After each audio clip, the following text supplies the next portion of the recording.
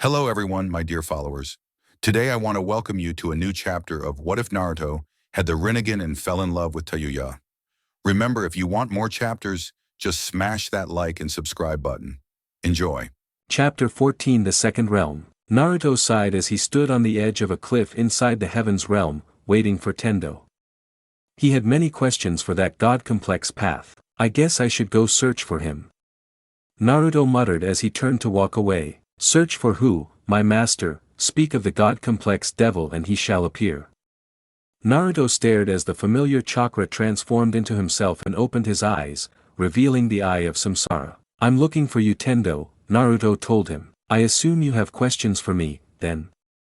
Tendo asked with an amused smile. He began to walk towards the edge of the cliff. Several of them. Will you answer? Naruto watched as Tendo stood in the place where when they met the first time. Perhaps. Let us begin with the clear question. Who are you? Naruto met Tendo's amused Rinnegan eyes. Who am I? I am the first path of Samsara. The master of Heaven's realm. The path of God, Tendo answered. Naruto examined the answer. I noticed that you never said that you are Uzumaki Naruto. Tendo's smile widened but he did not say anything. Alright, next question. Is Geto similar to you? Naruto asked. Tendo seemed conflicted for a second. Naruto thought he imagined it. I suppose Geto and I are similar. However, make no mistake, my master. Geto have no authority in the sixth realm. Naruto continued his question. He is the path outside the desire realm, yes. Then how can he control my body like that? Shirato claimed that it should be impossible. Tendo's eyes narrowed. For a moment, Naruto felt slight fear at seeing Tendo's annoyed face. Finally, Tendo answered, he did such thing. Foolish. It seems that I must speak with him once more. You have not answered my question, yet. After some deliberation, Tendo explained, with enough force, the paths are able to control your body. However, that would not be ideal, therefore I placed a rule stating that no path may control your body unless they have defeated you. Is there anything else I should know before I challenge the next path? Naruto asked. Hearing this, Tendo's smile returned. Each realms have different laws as set by the path. I would advise you not to be restricted by your common sense. Where I wish it to be so, we will be able to fly inside this realm. Also, if you ask the paths their realm laws, the paths are obliged to inform you the rules. Naruto absorbed the information. Last question. What do you know of Rikudo Sennin? Naruto asked, gauging Tendo's reaction. He was prepared for Tendo not answering. He was prepared of Tendo dismissing the question. But he had not expected Tendo's expression to transform into a hateful visage. He was a fool. A being closest to God but a fool nonetheless. Then his face returned to a neutral one. I will inform you one more rule, master. When you are connected with a path, the path's attitudes might affect yours. For an example is Shirato's jealousy. Naruto's eyes widened. That would explain why I am overly jealous of the Jinchurikis. Hearing the word Jinchuriki, Tendo's expression turned cold. Leave, master. The door to the third is behind you. Naruto turned and saw a white door similar to the one he entered in Shirato's realm appearing. He nodded to Tendo and entered the door. Jinchuriki, the power of human sacrifice. Tendo's face turned furious and the heavens realm shook. Mortals, you shall receive my judgment. The red tomos on the moon shone brighter at the declaration. Naruto entered the human realm and looked around. He was in Konoha. No, to be more exact, a copy of Konoha. He knew this because the Hokage monument was gone and instead were replaced by 7 faces of him. The first looked down on the village. The second had a furious expression. The third had a smile on his face. The fourth was making a growling face. The fifth was destroyed. Most of the face except the eyes were broken and could not be seen clearly. The sixth's face was stern. The seventh face was emotionless. There's supposed to be 8, you know, a voice, his voice commented from behind him. Ninjendo? Naruto asked. Nice to meet you, my other, Ninjendo greeted him. Naruto turned towards the path, expecting an identical twin of his. He was close. In addition to Rinnegan, instead of short hair, Ninjendo had a long hair that was tied in ponytail. What is with the hair? Naruto asked. Well, this is how our mind pictured me. Ninjendo answered with a smile. Why? My ability is similar to a Yamanaka, and most Yamanaka have their hair tied in ponytail, yes? Ninjendo grinned. That's kinda stereotypical, don't you think? Your attitude is strange. Naruto told him. He could not imagine himself grinning and smiling as freely as the third path. Ninjendo's smile disappeared. Instead of me being strange, isn't it more of me being more human? He asked. Perhaps you are correct. Then Ninjendo suddenly frowned. I don't like it. Excuse me. Naruto raised an eyebrow at the sudden comment. I don't like how you're always so cold to everyone. You should be more friendly, Ninjendo lectured. Naruto's confusion grew. I do not understand. Ninjendo sighed. Don't you understand the words coming out of my mouth? I do not think I will be able to. I am fine right now. Naruto stared at Ninjendo and was instantly reminded of TAYUYA, except without the foul language. To be honest, the thought of being like you sicken me. Then looks like we can't agree with each other, yeah? Ninjendo smirked. Let us finish this as fast as possible. I would prefer not to hear your voice again. Naruto knew that his dislike for the third path was illogical. The problem was that he and the third path were completely different. Similar to he and TAYUYA. Ninjendo laughed and jumped towards Naruto, his hand moving to grab Naruto's head. Naruto jumped away, though he was confused by the attack. That is strange. What is his ability? Ninjendo claimed that his ability was similar to Yamanaka. Was that a lie? If what he remembered correctly, Yamanaka did not need to touch their opponents to use their technique. Ninjendo. What are the rules here? He asked the human realm as he avoided another grab. There are no rules. Ninjendo frowned. I don't like the rule system. I prefer being free. He moved to attack Naruto again. Naruto avoided the attack again. His eyes narrowed when he saw Ninjendo's smirk. Gotcha! The Ninjendo facing him exploded and another Ninjendo grabbed his head from behind. Then Naruto's world exploded in pain. Stream of memories flowed from him to the third path. It was as if his mind was pierced and his privacy, trampled. It was a mental pain beyond human imagination. He saw flashes of memories from the most recent to the past. Naruto closing his eyes as he listened to TAYUYA's melody. Naruto introducing himself to Gaara. Naruto listening to Jiraiya about Akatsuki. Naruto talking with TAYUYA. Naruto facing Orochi and Hoshigaki. The memories continued to flow until it reached the furthest memory in his mind. A man stood on a cliff. Beyond him was a god who defied the heaven. The man stood unshaken as the god roared. He declared his message to the world. I am the one who will establish peace and order. The pain finally surpassed his threshold and he screamed, I win. Naruto heard Ninjendo's declaration as his consciousness faded. Hey shithead. Wake up. Naruto's eyes snapped open hearing a familiar voice. He moved and punched Ninjendo away from him. Ninjendo skidded on the ground and stared at Naruto in shock. How? Ninjendo demanded. You almost defeated me. Or should I say, you did. However, I survived thanks to a certain annoying girl. Then Naruto's eyes narrowed. I will end this now.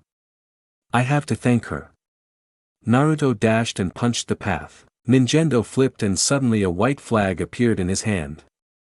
He waved them while laughing. Nah, that's enough, I lost. I, Ninjendo, the human realm, the third path of samsara, acknowledged you as my master. Let's work together, shall we, my other? You are not as stubborn as Shirato, Naruto noted. I am as stubborn as him. I just want to see whether you can survive my soul extraction or not.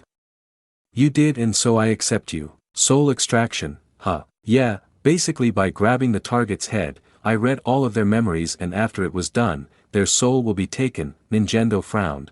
There are several weaknesses though. 1. You and your opponent must be immobile. Thought the target usually lost consciousness as I began to read their memory. 2. The memory reading took a very long time without Rinnegan. I don't think you'll be using my ability often without the eyes. 3. I cannot take someone's soul without Rinnegan. There are many disadvantages of using your ability, huh? Naruto asked. Ninjendo nodded. Technically speaking, my ability is among the strongest of all paths. Yes, I suppose the ability to read mind and steal soul would be strong. Ninjendo smiled. I have prepared the exit at the top of the mountain. Bye, my other. Ninjendo disappeared. Naruto nodded and walked to the mountain. Naruto opened his eyes. Everything was still blurry, but he could see a figure beside him. You all right there, shithead? He relaxed when he heard the voice. It seemed that he managed to return safely. You've been tossing around in your sleep. I am fine, just a bad dream. You tried to wake me up, didn't you? Thanks. Naruto looked around. He was in the same place where he had been before he went to sleep. The rooftop of his house. TAYUYA looked away, embarrassed. Don't mention it. What time is it now? Naruto asked her. TAYUYA did a mental calculation. You've been asleep for about 1 hour or so. I think it's about 3 in the morning. Are you not going to sleep? Naruto asked her. I have to protect you, dumbass. Naruto looked at her for a while. She acted normal, but he could see that she was tired. Sleep, he ordered. He would prefer her in optimal condition. They could be attacked any time after all. No.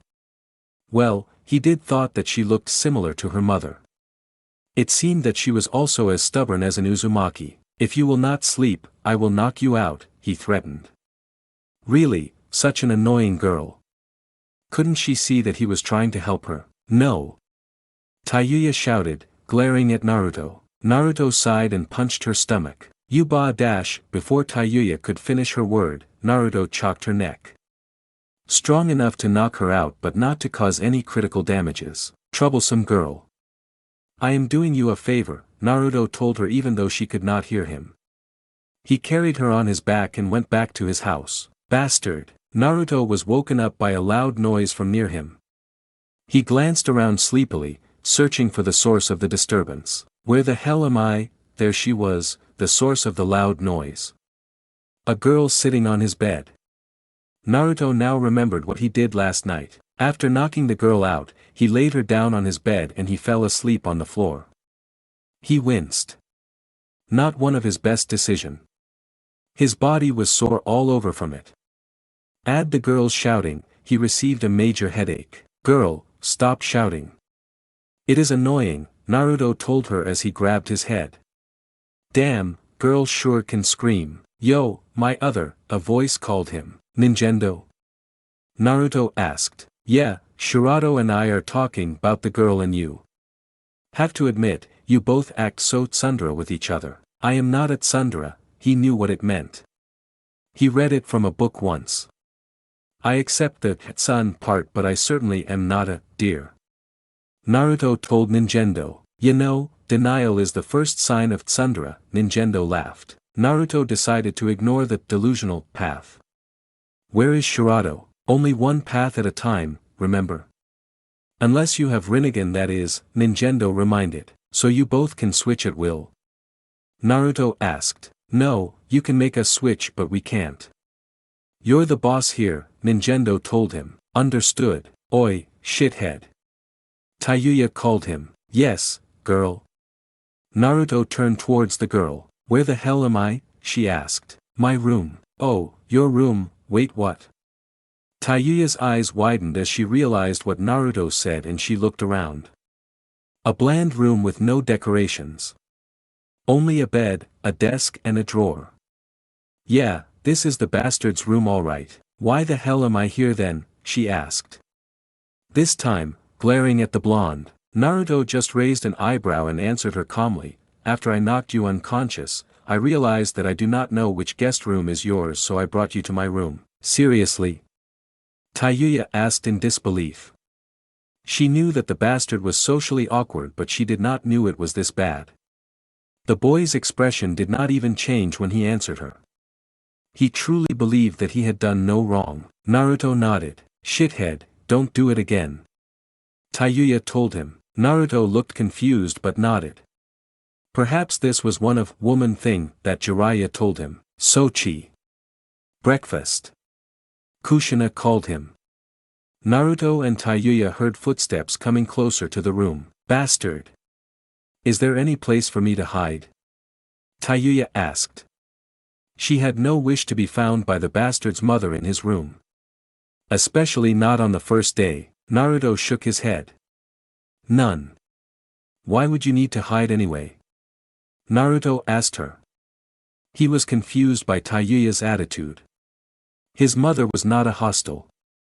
Perhaps she was trying to set an ambush in case his mother was an imposter. I'll explain later. Just hide me, damn it. Why the hell don't you have a window here? That baffled Taiyuya. Even a bland person such as the shithead should have at least one window in his room. A window would be dangerous. An enemy shinobi could attack from there, Naruto answered her truthfully. Taiyuya shook her head in dismay at the answer. She froze when she heard knocking from the door. Bastard, come here, Taiyuya whispered to Naruto. Naruto came closer towards her and was pulled to the bed. Taiyuya hid under his blanket. Pretend I'm not here, she told him. Naruto did not really know the reason of Taiyuya's strange, for him, attitude. He nodded nonetheless. Kushina entered the room. Behind her was the Jinchurikis. They entered and looked around the room curiously. Good morning, mother, Naruto greeted her. Gaara, Naruto nodded at the boy. He nodded back. Utakata-san, Fu-san. Naruto nodded at the two. Sochi, it's time for breakfast, Kushina told him with a smile. Naruto nodded. Yes, Okasama, please go ahead without me. I have yet to take a bath. Taiyuya cursed in her mind. Damn it, shithead. You're too polite. She'll be suspicious. Kushina stared at her son with a piercing stare, but Naruto kept his calm mask. All right. We'll be waiting downstairs. Kushina and the three Jinchurikis walked out of the room. Naruto heard Taiyuya sigh in relief. Taiyuya's head appeared from the other side of the bed sheet. Her face flushed from the heat. Thanks, shithead. You are welcome. Naruto moved to get out of the bed. Unfortunately or fortunately, the sheet was tangled by them and Naruto fell on top of Taiyuya. Their eyes met and the two faces went red. Ah, that's right, Sochi, about the GI. Kushina trailed off as she re-entered the room and was greeted by the strangely erotic sight. Naruto and Taiyuya turned towards the door with identical red face. Oh, Okasama. There's an explanation for this. Naruto shouted. He's right. We're not doping this because we want to. Kushina smiled serenely. I'll leave you both alone. Naruto and Taiyuya kept shooting excuses. I want to see both of you after breakfast. She closed the door and left. Naruto and Taiyuya stared at the closed door. Their faces paling rapidly. Finally Taiyuya broke the silence. Get off. Taiyuya muttered to the blonde on top of her. Naruto nodded and moved away from her without a word. They both avoided each other's eyes and an awkward silence filled the room. I will go to take a bath now. Naruto told Taiyuya. You may use the other bathroom near the guest bedrooms. The Uzumaki house was at first used for the members of Uzumaki clan who lived in Konoha. After Uzushigakure's destruction, the remaining Uzumaki, Kushina and Mito lived separately, Mito in the Senju clan house while Kushina lived in Uzumaki clan house. As it was for all purpose and intent a clan house, it was larger than most houses and had 4 floors. The underground library was the first. The entrance to the house was on the second level and it was the living room. The third was the dining room and clan meeting room, the fourth was the resting area. The fourth level had 5 bedrooms and 2 bathrooms. Naruto and Kushina only used 2 bedrooms and left the other 3 for the Sanins or other guests they may had. This was the reason Naruto took Taiyuya to his room instead of a guest room. With Gaara and Utakata in one room and Fu in the other, that left only one guest room open, where Taiyuya would sleep. However, he did not know where it was and he would rather avoid waking up the Jinchurikis. Therefore, he decided to bring Taiyuya to the one place he knew would be empty, his room. After they finished their preparation, Taiyuya and Naruto went downstairs to the dining room.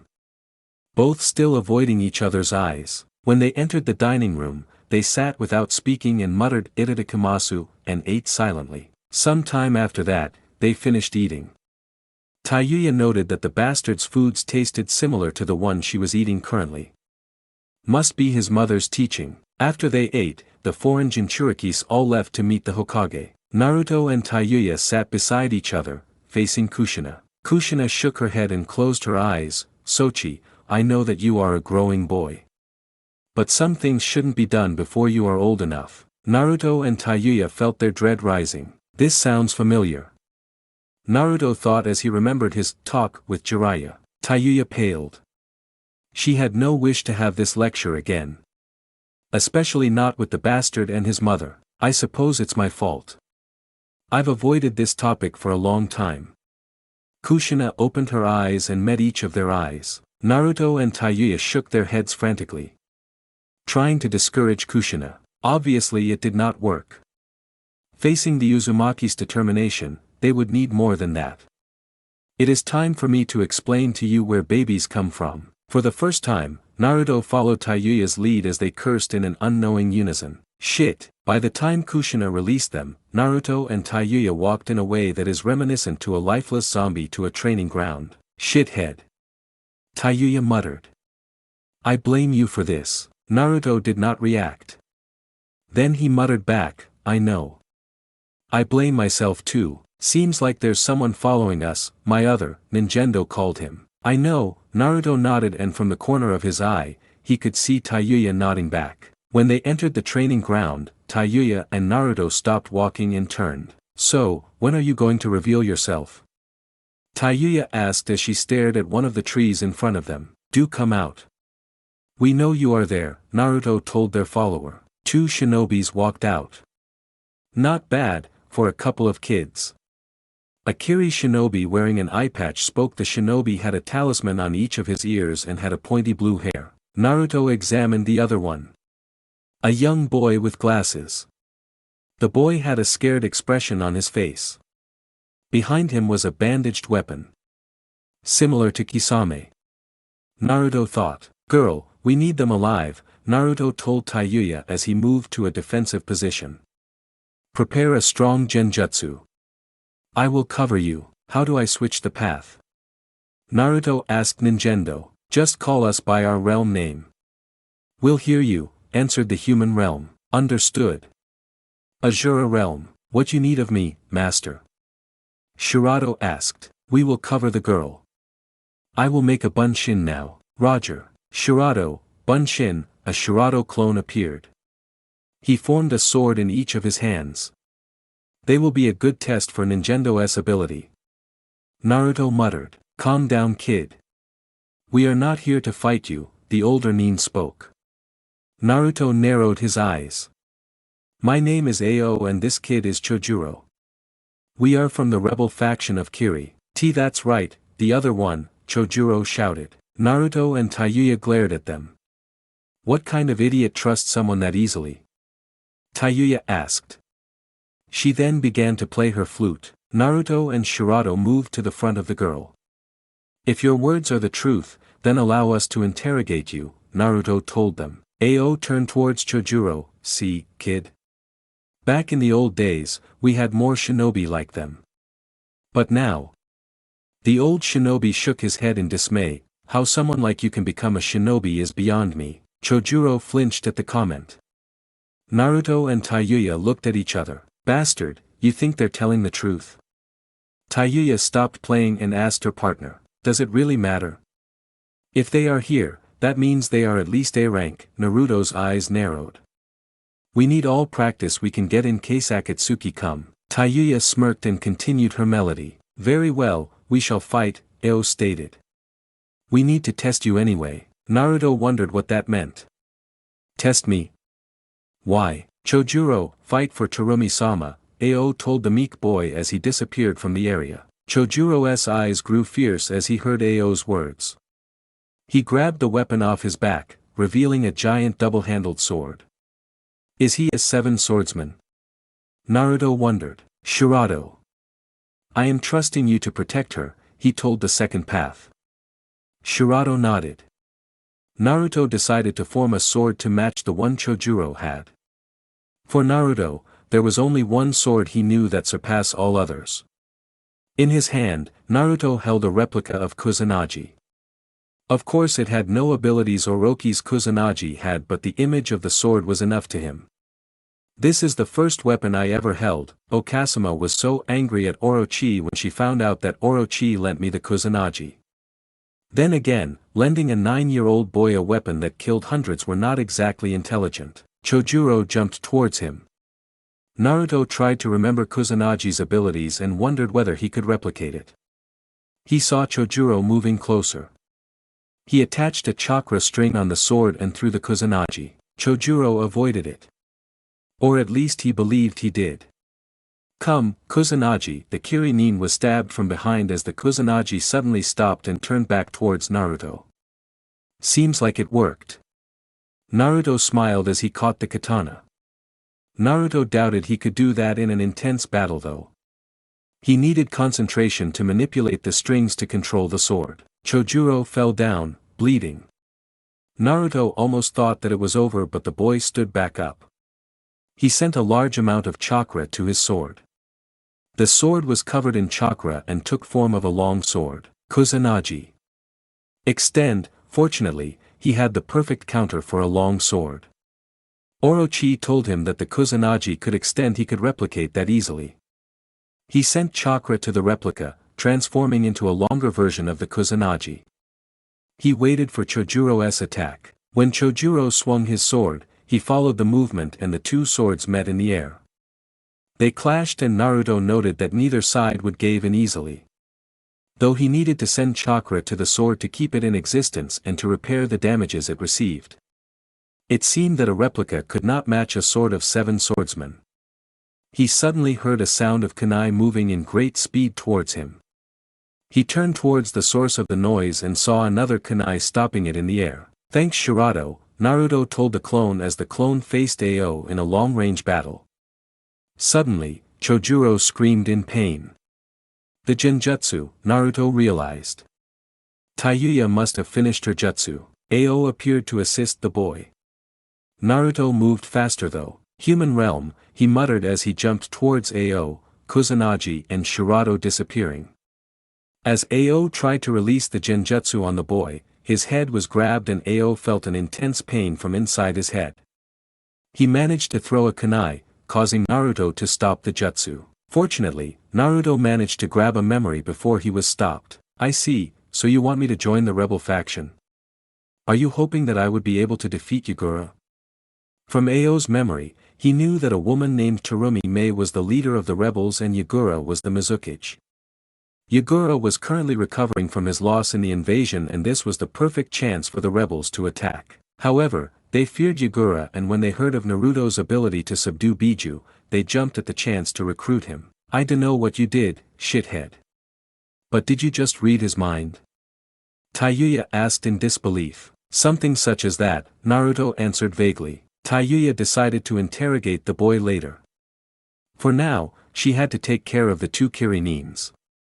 You think the bastard will join Kiri? Fat chance. He is too loyal to his mother. Girl, I do not think they are capable of hearing you. Indeed, Ao and Chojuro were both knocked out.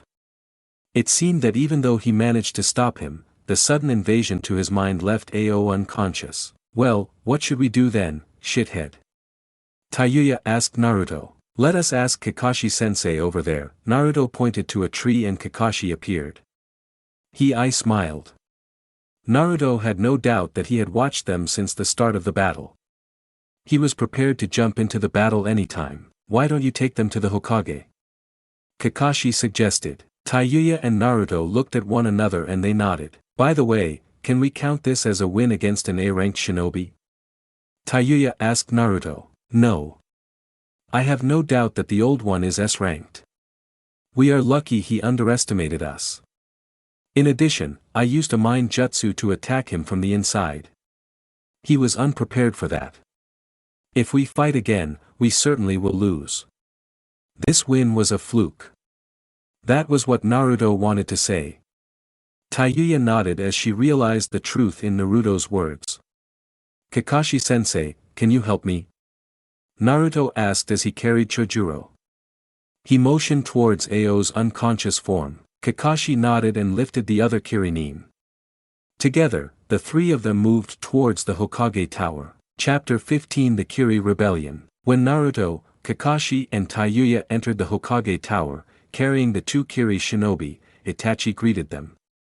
Though he was not alone, beside him was a woman with long ankle-length brown hair that covered one of her green eyes. She wore a dark blue dress and a mesh shirt underneath it. After he and Kakashi dropped the two shinobi, Naruto observed the woman. He instantly recognized her from the memory he saw. Tsurumi Mei. Naruto muttered.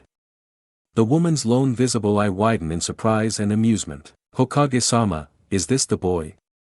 Mei asked Itachi. Itachi smirked and nodded.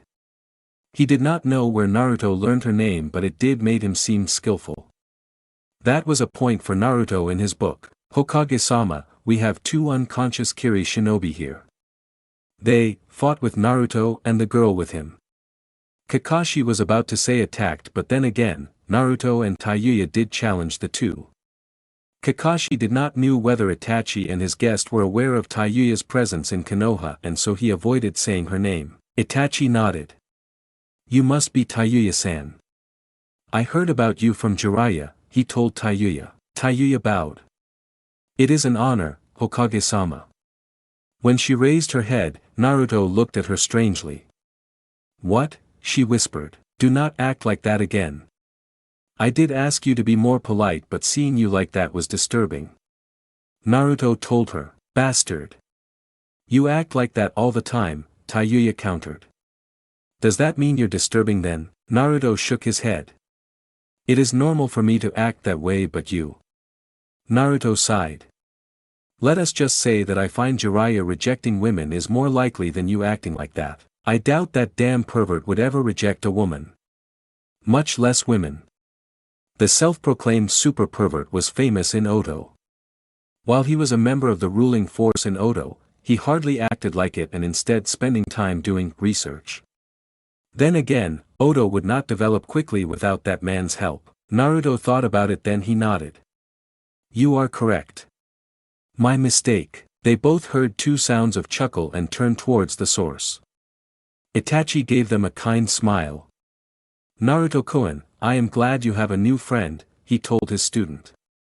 Mei smiled. It was nice to see two young ninjas being so friendly with each other. Such sight is rare in Kiri. Wait, that would imply her to be old. That would not do.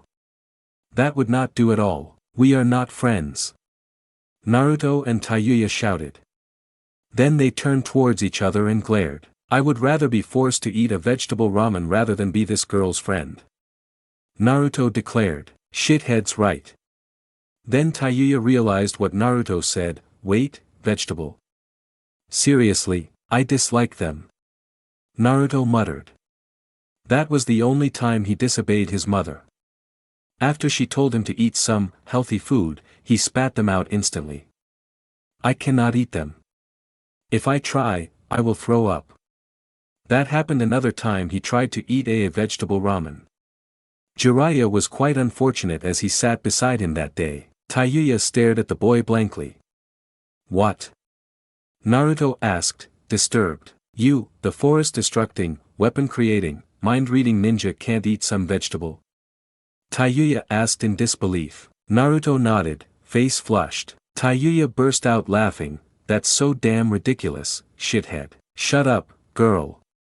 Naruto muttered. Forest-destructing, weapon-creating, and mind-reading. Itachi repeated. What have you been doing, Naruto-kun? He asked. Just some sparring and testing a new technique, he told Itachi. Technically it was true. His battle against TAYUYA could be considered as sparring, and Ninjendo's soul extraction was his new technique. Itachi nodded, allowing Naruto to keep his secret. Very well, now let us speak of the reason of Kiri presence here. If you would, Tsurumi-san. Mei thanked Itachi and began to speak.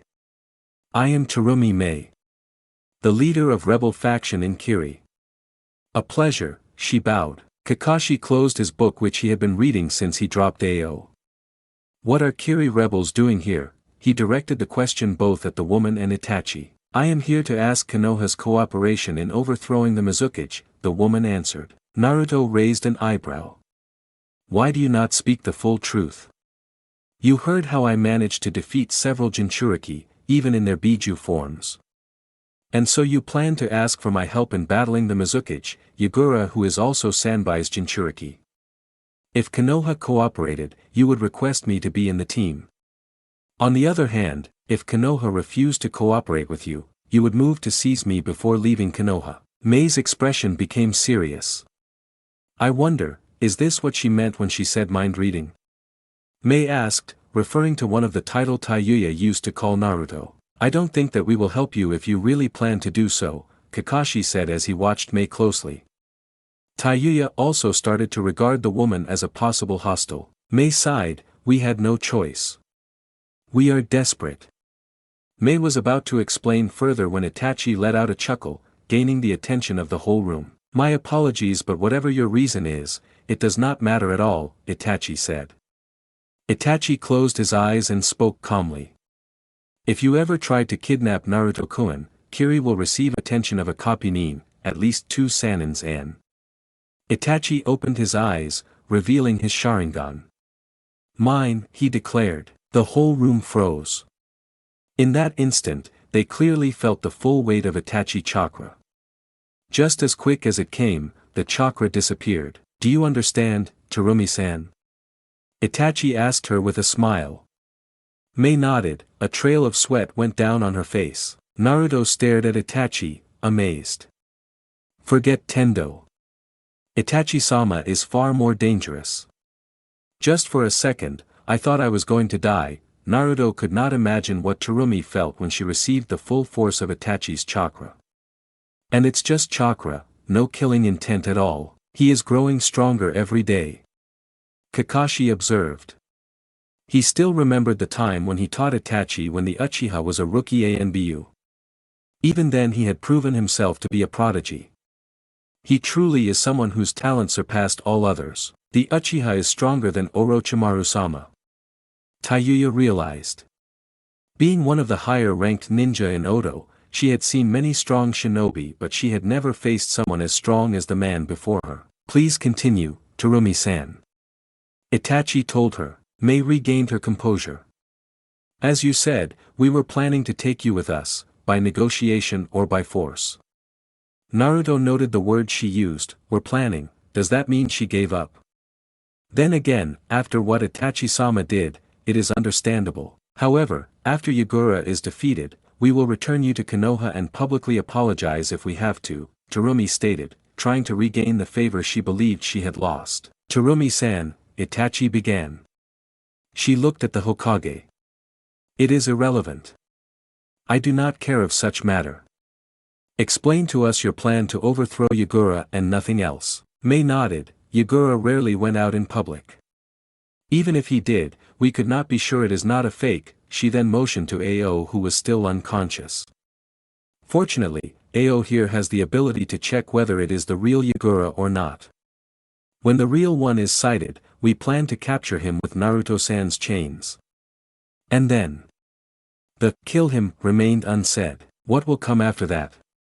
Itachi asked. Who will be the Mizukage? What will Kiri's new policies be? That's. To tell the truth, Mei did not plan that far.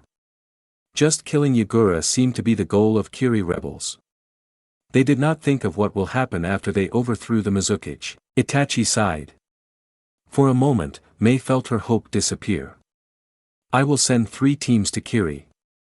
The first team members are Jiraiya-sama, Naruto-kun, and TAYUYA-san. The second team will be Kakashi, Sasuke, and Sakura-san. The third will be Zabuza and Haku. Itachi declared. Thank you, Hokage-sama, Mei bowed. Not only he allowed Naruto to join them, he also sent the Sannin, Jiraiya with them. Itachi looked towards the 2 Konoha ninjas and 1 Odo kunoichi. You will leave to Kiri tomorrow. Dismissed. Naruto, Kakashi and TAYUYA left the room, leaving Itachi with 2 unconscious Kiri shinobi and Mei. You should stop pretending to be asleep. Itachi told Ao's unconscious body. Ao opened his eye and raised himself from the ground. Now, shall we discuss our strategy, Terumi-san? Before that, is this Zabuza of yours, Momochi Zabuza? Naruto and TAYUYA jumped through the trees, heading towards the Uzumaki house. Oi, shithead, what was that mind-reading ability of yours? TAYUYA asked Naruto. It is a secret of mine, Naruto answered without looking at the girl. So you won't tell me? Of course. No one but myself know this secret. Then he muttered, and it should be kept that way. Fine. In exchange, make me some food later, TAYUYA demanded. Remind me again, girl. Whose house are you currently living in? Naruto asked her as he finally turned towards her with an raised eyebrow. Your mom's. Now shut up and move faster, TAYUYA answered as she sped up. Naruto sighed and followed her. So you're not gonna tell anyone about us? Ninjendo asked. No. Your existence will be too hard to explain. Especially since most people considered Rinnegan a myth. Without the eyes, I doubt I could prove my words, reasoned Naruto. Okay, I gotcha. What do you want to eat? Naruto asked TAYUYA. Whatever, as long as it's delicious, I don't care, she told him as she lazily waited, resting her head on the table. Naruto watched her blankly. You certainly do make yourself at home, do you not? Yeah. Shut up and cook, bastard. Naruto shook his head and began cooking. Bastard. That was what Kakashi, Sasuke and Sakura heard when they knocked on the door of the Uzumaki house. What the hell did you put in that food? A girl's voice asked. Wasabi. In great quantity, came Naruto's familiar calm voice. Why the hell did you do that? Stop saying hell, girl. And I did it because you keep insulting me, Naruto answered. Shithead, the girl cursed. Next time, I will add some poison in it, they heard Naruto mutter in a not-so-small voice. I heard that bastard, that is the point. Now shut up. I think someone is outside. That's right Naruto, Kakashi cheerfully shouted from the outside. Seems like you and TAYUYA are getting along well, Kakashi said with an eye smile. Not that Naruto and TAYUYA could see that. But they definitely knew that the Cyclops was eye-smiling outside. Shut up you damn Cyclops, the girl, now Sasuke and Sakura identified as TAYUYA shouted at Kakashi. Indeed, Scarecrow. Do not delude yourself, Naruto told Kakashi. Sasuke and Sakura looked at each other, confused. They never heard Naruto speak of someone named TAYUYA and judging from how he talked with her, they seemed close. If Naruto and TAYUYA could hear what they were thinking, they would shout numerous denials. Can you let us in? Kakashi asked. Us? Naruto was puzzled. He did not expect guests today. Team 7, Kakashi answered shortly. He could not wait to introduce his other cute little genins to TAYUYA. Especially since she managed to break through Naruto's shell easily. He wondered how TAYUYA managed to do that.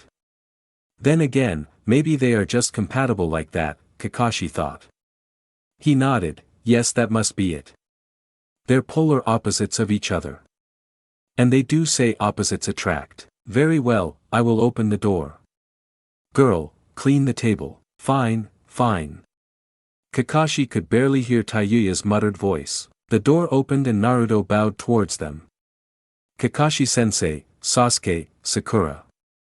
Good afternoon. Yo, Naruto, Kakashi and Sasuke raised their hands and greeted Naruto the same way. At the same time, Naruto and Sakura watched in horror as Sasuke proved to them that their sensei's sickness was contagious. If left alone, they would become mini Kakashi just like Lee and Guy. Then they heard a sound of a plate breaking. Excuse me, Naruto closed the door again. Kakashi, Sasuke and Sakura blinked. They waited for Naruto to open the door again but nothing happened. Girl, switch with me. Take care of the guests. I will clean up the table, Naruto ordered. Then the door opened again, this time it was TAYUYA who greeted them. Yo Cyclops. Who's the pinky and the duck butt? She greeted in her own way. Sasuke and Sakura looked offended but Kakashi, unfazed answered, they are my other genins. Naruto's team. Uchiha Sasuke and Haruno Sakura. Kakashi introduced each of them, the shitheads. Damn, that must have been sucked, TAYUYA commented. They heard Naruto's voice from inside the house. Girl, must've, is not a word. Oh, shut up, you bastard. It's common enough. TAYUYA gave her excuse. Though she knew it was useless when facing the blonde. It is not a word. Fix your sentence. Naruto shouted. Fine, fine. She repeated her sentence again while rolling her eyes. The shitheads. Damn, that must have been sucked. Then she turned and shouted at Naruto. Satisfied, bastard? Quite, thank you, Naruto answered, intentionally acting polite to anger the girl. Annoying bastard, TAYUYA muttered, though Kakashi could see a small trace of amusement in her eyes. Seems like my guess isn't that far off after all. Kakashi thought. His eye smile returning. Excuse me, Sakura spoke suddenly. TAYUYA turned towards the girl and raised an eyebrow. Who are you? She asked. TAYUYA smirked. TAYUYA, I'm the bastard's acquaintance.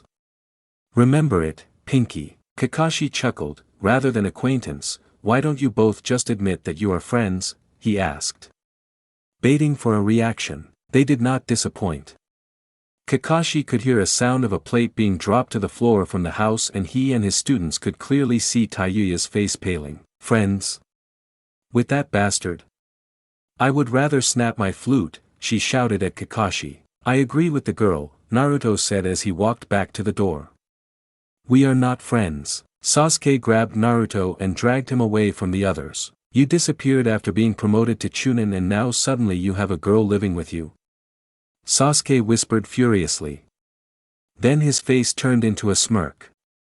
Lucky bastard. Naruto whispered back, just as furiously, believe me, having that girl living with me is not lucky. What are you, gay? Sasuke asked. Look at that and tell me how you're not lucky. Sasuke tilted his head towards TAYUYA. I see nothing special, Naruto told Sasuke. Then again, he never actually paid any special attention towards anyone. Just some months ago, the only people he knew could be counted with his fingers. She is hot, Uzumaki. Maybe not as hot as Mitarashi or Yuhi-sensei, but given enough time she could be amazing. Sasuke knew that Naruto was sheltered. Though he believed that the Uzumaki should at least had a little interest in a female's body. He was wrong. Truly, I do not care about such matters.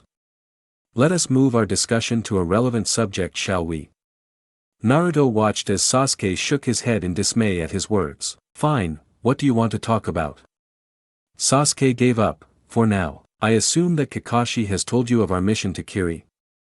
Naruto asked. Sasuke turned serious. Yes, Zabuza and Haku will come with us. I know, we will be on a different team there. I am with the girl and Jiraiya-sama. You are with Kakashi and Sakura. Sasuke nodded. I heard about it. Zabuza and Haku is on the third team. Indeed. I suspect that Kakashi brought you and Sakura here to explain our roles there. Correct. Jiraiya suddenly appeared behind them. Who are you? Sasuke asked, moving into a defensive position. I am a feared shinobi among the 5 countries. The shinobi whose name can silence a crying child. The dream of all women. The handsome Jiraiya-sama. Jiraiya introduced himself as he danced around. Unfortunately, this man is also my godfather, Naruto told Sasuke. Sasuke winced, having a godfather like that must be rough. Though, he certainly is strong. Do not doubt his skill. He is feared in the elemental country. Although I doubt the validity of his other claims, Sasuke recognized the name. One of the Sannin, he asked to be sure. Naruto nodded. The one who trained you for Chunin exam, he asked again.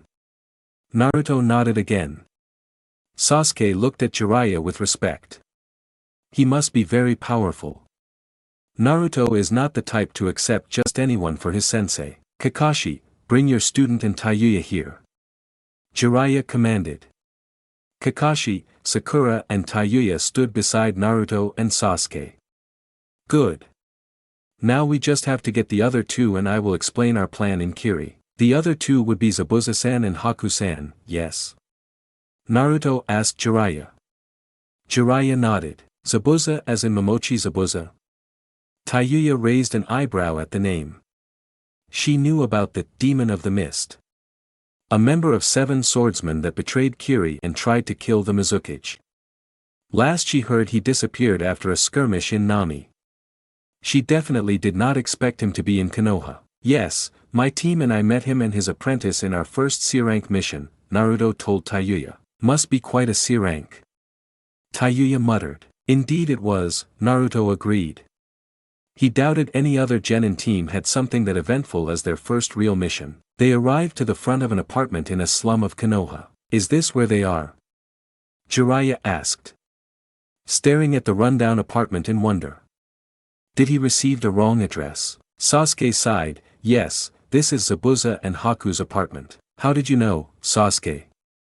Naruto asked. He was sure that he and Sakura had never been here. Or at least they had never been here as a team. Sasuke was about to answer when Kakashi cut in. Sasuke has been visiting them in secret, Kakashi informed them. It is very interesting to see Sasuke coming here every day, bringing gifts from his mother, Kakashi. Sasuke shouted, trying to stop his sensei from revealing anything else. Kakashi whispered, though everyone there could hear him clearly. I think he has a crush on Haku-chan. Die. Sasuke moved to attack Kakashi. What's all this racket? Zabuza asked as he came out from the apartment. Momochi Zabuza? Jiraiya asked. Zabuza nodded, immediately realizing who was in front of him. Did you get Hokage's message? You mean about the mission to Kiri? Zabuza grinned behind his bandages. Hell yes, you're here to talk about it, Jiraiya nodded. Where's the other one? He asked. Haku, come here. Zabuza shouted towards the apartment. Not long after that Haku walked outside, bowing in greeting. Then Jiraiya turned towards the other ninjas. I assume that you all are informed about our mission. All of them nodded. Good, now here's the plan. The rebels plan to attack the Mizukage the moment we reach Kiri. That statement received varying responses. A raised eyebrow from Naruto, Kakashi and Haku, a smirk from Tayuya and Sasuke, a gasp of shock from Sakura, and a disturbingly huge grin from Zabuza. Jiraiya continued, Kakashi, your team will handle Kiri forces. Zabuza, you and your apprentice will battle the remaining members of 7 swordsmen. My team will handle the Mizukage. Battle against Akage. Naruto thought. He wondered whether they could defeat the Mizukage. He had no doubt that Jiraiya could defeat the Isabu's Jinchuriki, but the problem is if he unleashed Isabu. Tomorrow, we will meet at the front gate at 6 in the morning. The trip will take approximately 1 day. Kakashi, do not be late, Jiraiya informed them. Dismissed. He disappeared. After Jiraiya's briefing was finished, each of them returned to their respective homes, preparing for their trip. Shithead, think we can do this? Tayuya asked Naruto. She knew Naruto and her were no match against Akage. If what she heard in the Hokage's office was true, the only reason they were put in that team was to act as a failsafe in case the Mizukage unleashed his Biju. There is no need to worry, girl, Naruto assured her. After all, we have the strongest of the Sannin with us. Strongest? That pervert? Tayuya asked, disbelieving his words. Naruto nodded. Orochi told me that Jiraiya is the strongest between the 3 of them. Even though I doubt Jiraiya, I do not believe Orochi would lie about such thing. True, Orochimaru-sama must have spoken the truth. As I said, must have is not a word, Naruto told her again, irritated. I know, I said it to piss you off, Tayuya told him with a smirk. Annoying girl, Naruto muttered. Sochi, I heard you received an S-rank mission. Kushina asked worriedly. That surprised Naruto and Tayuya, they did not knew the rank was S. It sounded logical though. Their mission was basically to assassinate the Mizukage after all. Naruto nodded. Yes, the girl and I will leave to Kiri tomorrow. Hearing their destination, Utakata's head turned towards Naruto. Is there a problem, Utakata-san? Naruto asked Saiken's Jinchuriki. You are there to kill Yagura, aren't you? Utakata guessed. At this, Fu and Gaara became interested with the conversation. They knew that Yagura was a fellow Jinchuriki and they were also curious of the reason why Konoha is trying to assassinate him. Naruto met his eyes and nodded. Why? Utakata asked. Naruto thought for a second. It seemed that Utakata suspected that they were trying to kill Yagura because he was a Jinchuriki. The rebels asked us to assist them, Naruto answered truthfully. It is a logical step for Konoha. The current Mizukage proved himself to be hostile by attacking Konoha. If Konoha assists the rebels and they are victorious, Konoha will gain a new ally. Naruto explained. Why are they sending you, this time? Fu asked. She knew that the boy had strange powers to subdue a Biju. She just wanted the boy to admit it in front of his mother. She wanted her fellow Jinchuriki to understand that the boy was dangerous. I suspect you already know the reason. I am to act if the Mizukage unleashed his Biju. Worst case scenario, I will be forced to eliminate him, Naruto answered without hesitation. Sochi, can you tell me something? Kushina faced him with a serious expression. What is it, Okasama? How do you feel towards Jinchuriki? She asked her son bluntly. She knew that he did not care that Kyubi is in her, but she needed to know whether his opinion towards other Jinchuriki were the same or not. Naruto looked towards his mother with a surprised look. He felt as if he had been slapped. His mother doubted him. His own mother suspected whether he was prejudiced against Jinchuriki or not. To put it simply, I do not care. Naruto answered. To me the words Jinchuriki is similar to a Kekkei Genkai. An ability that someone has. Kushina sighed in relief. I see. I'm glad, Sochi. Kushina smiled happily. Naruto returned her smile with a rather hollow one. She do not trust me. Naruto muttered. Well, you can't really blame her, my other.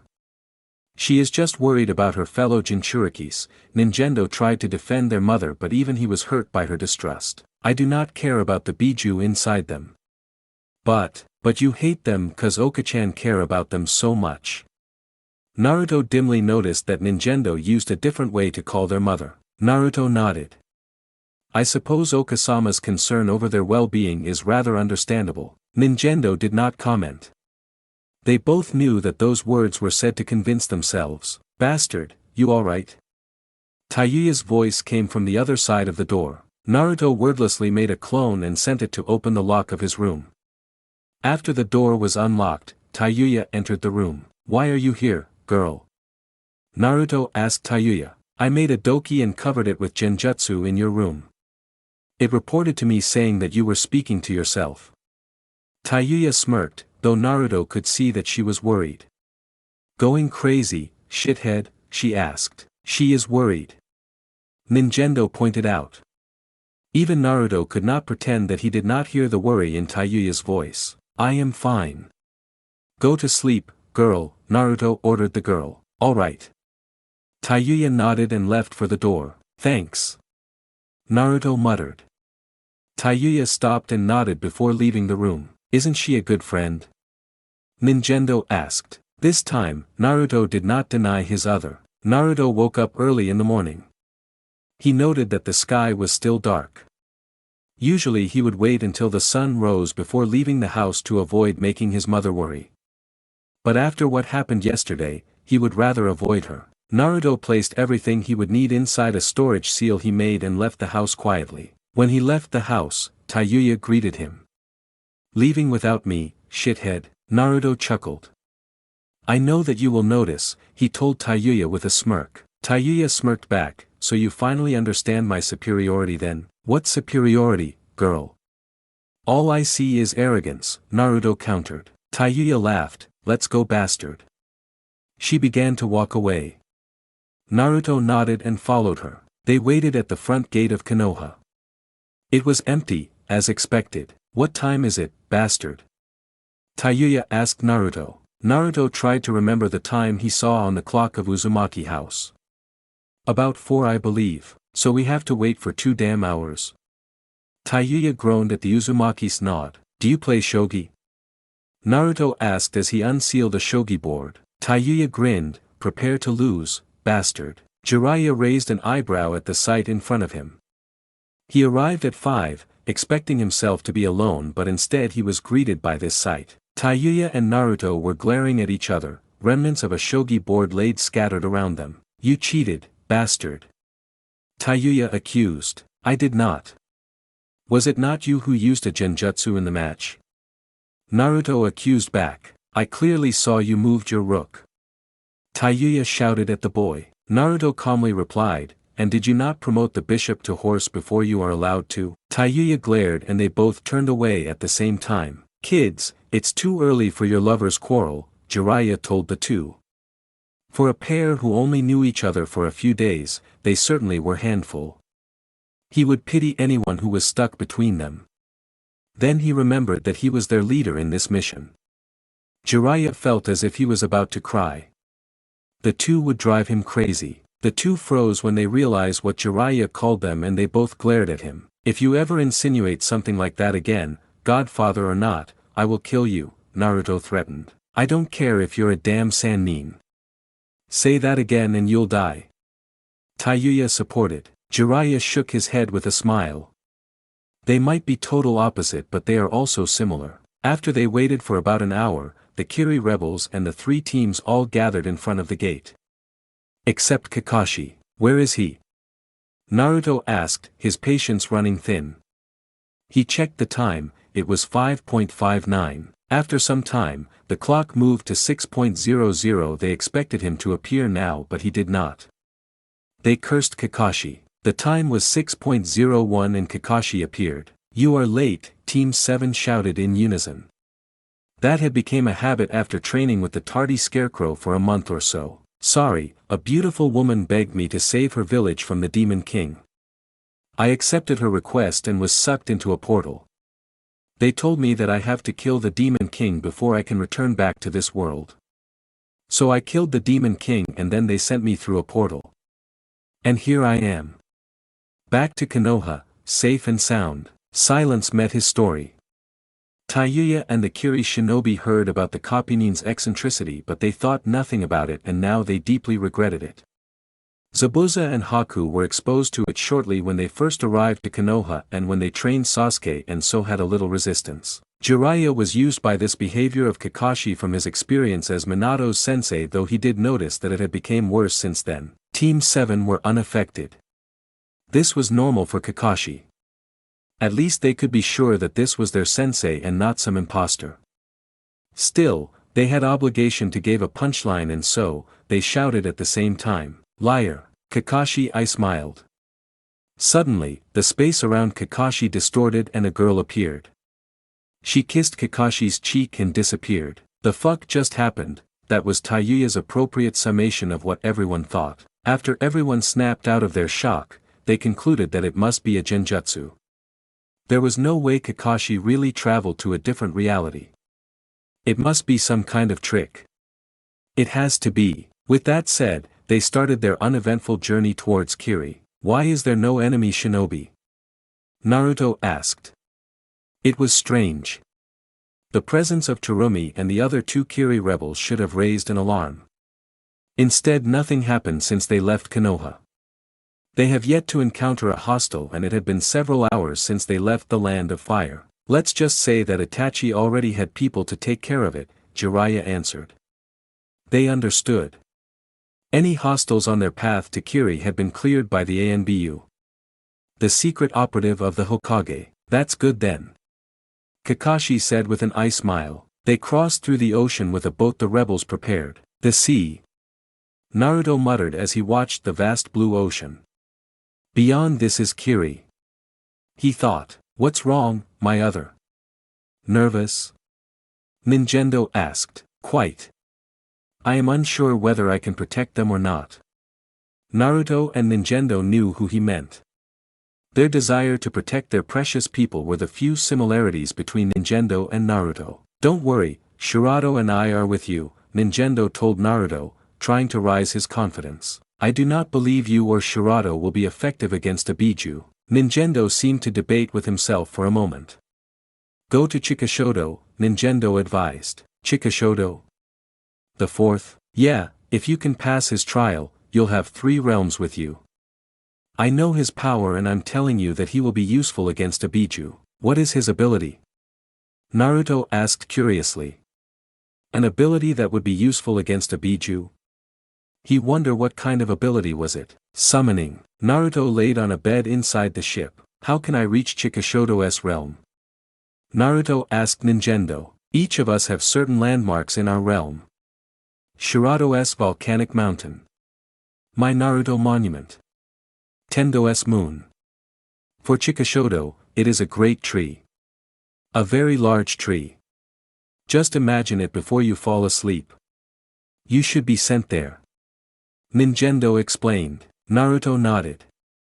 He closed his eyes, imagining a giant tree. Suddenly, an image of a massive tree in a forest appeared in his head. He instinctively knew that this was the animal realm and he grabbed on to that image as he fell asleep. Naruto woke up and saw the sun shining in the sky. He looked around and noted that he was in a forest. It worked, he realized. You, enemy? A voice asked and he turned towards it. He knew it was Chikashodo. Though he had not expected Chikashodo's appearance, he was exactly the same as him but he had a more feral look. His clothes was also strange, it was full of claw and bite marks. No, I am not your enemy. I am here to challenge your trial, Naruto told the path. The path tilted his head. Not enemy. Ally, Naruto nodded. Ally, he repeated. Ally, good. He pointed at himself, Chikashodo.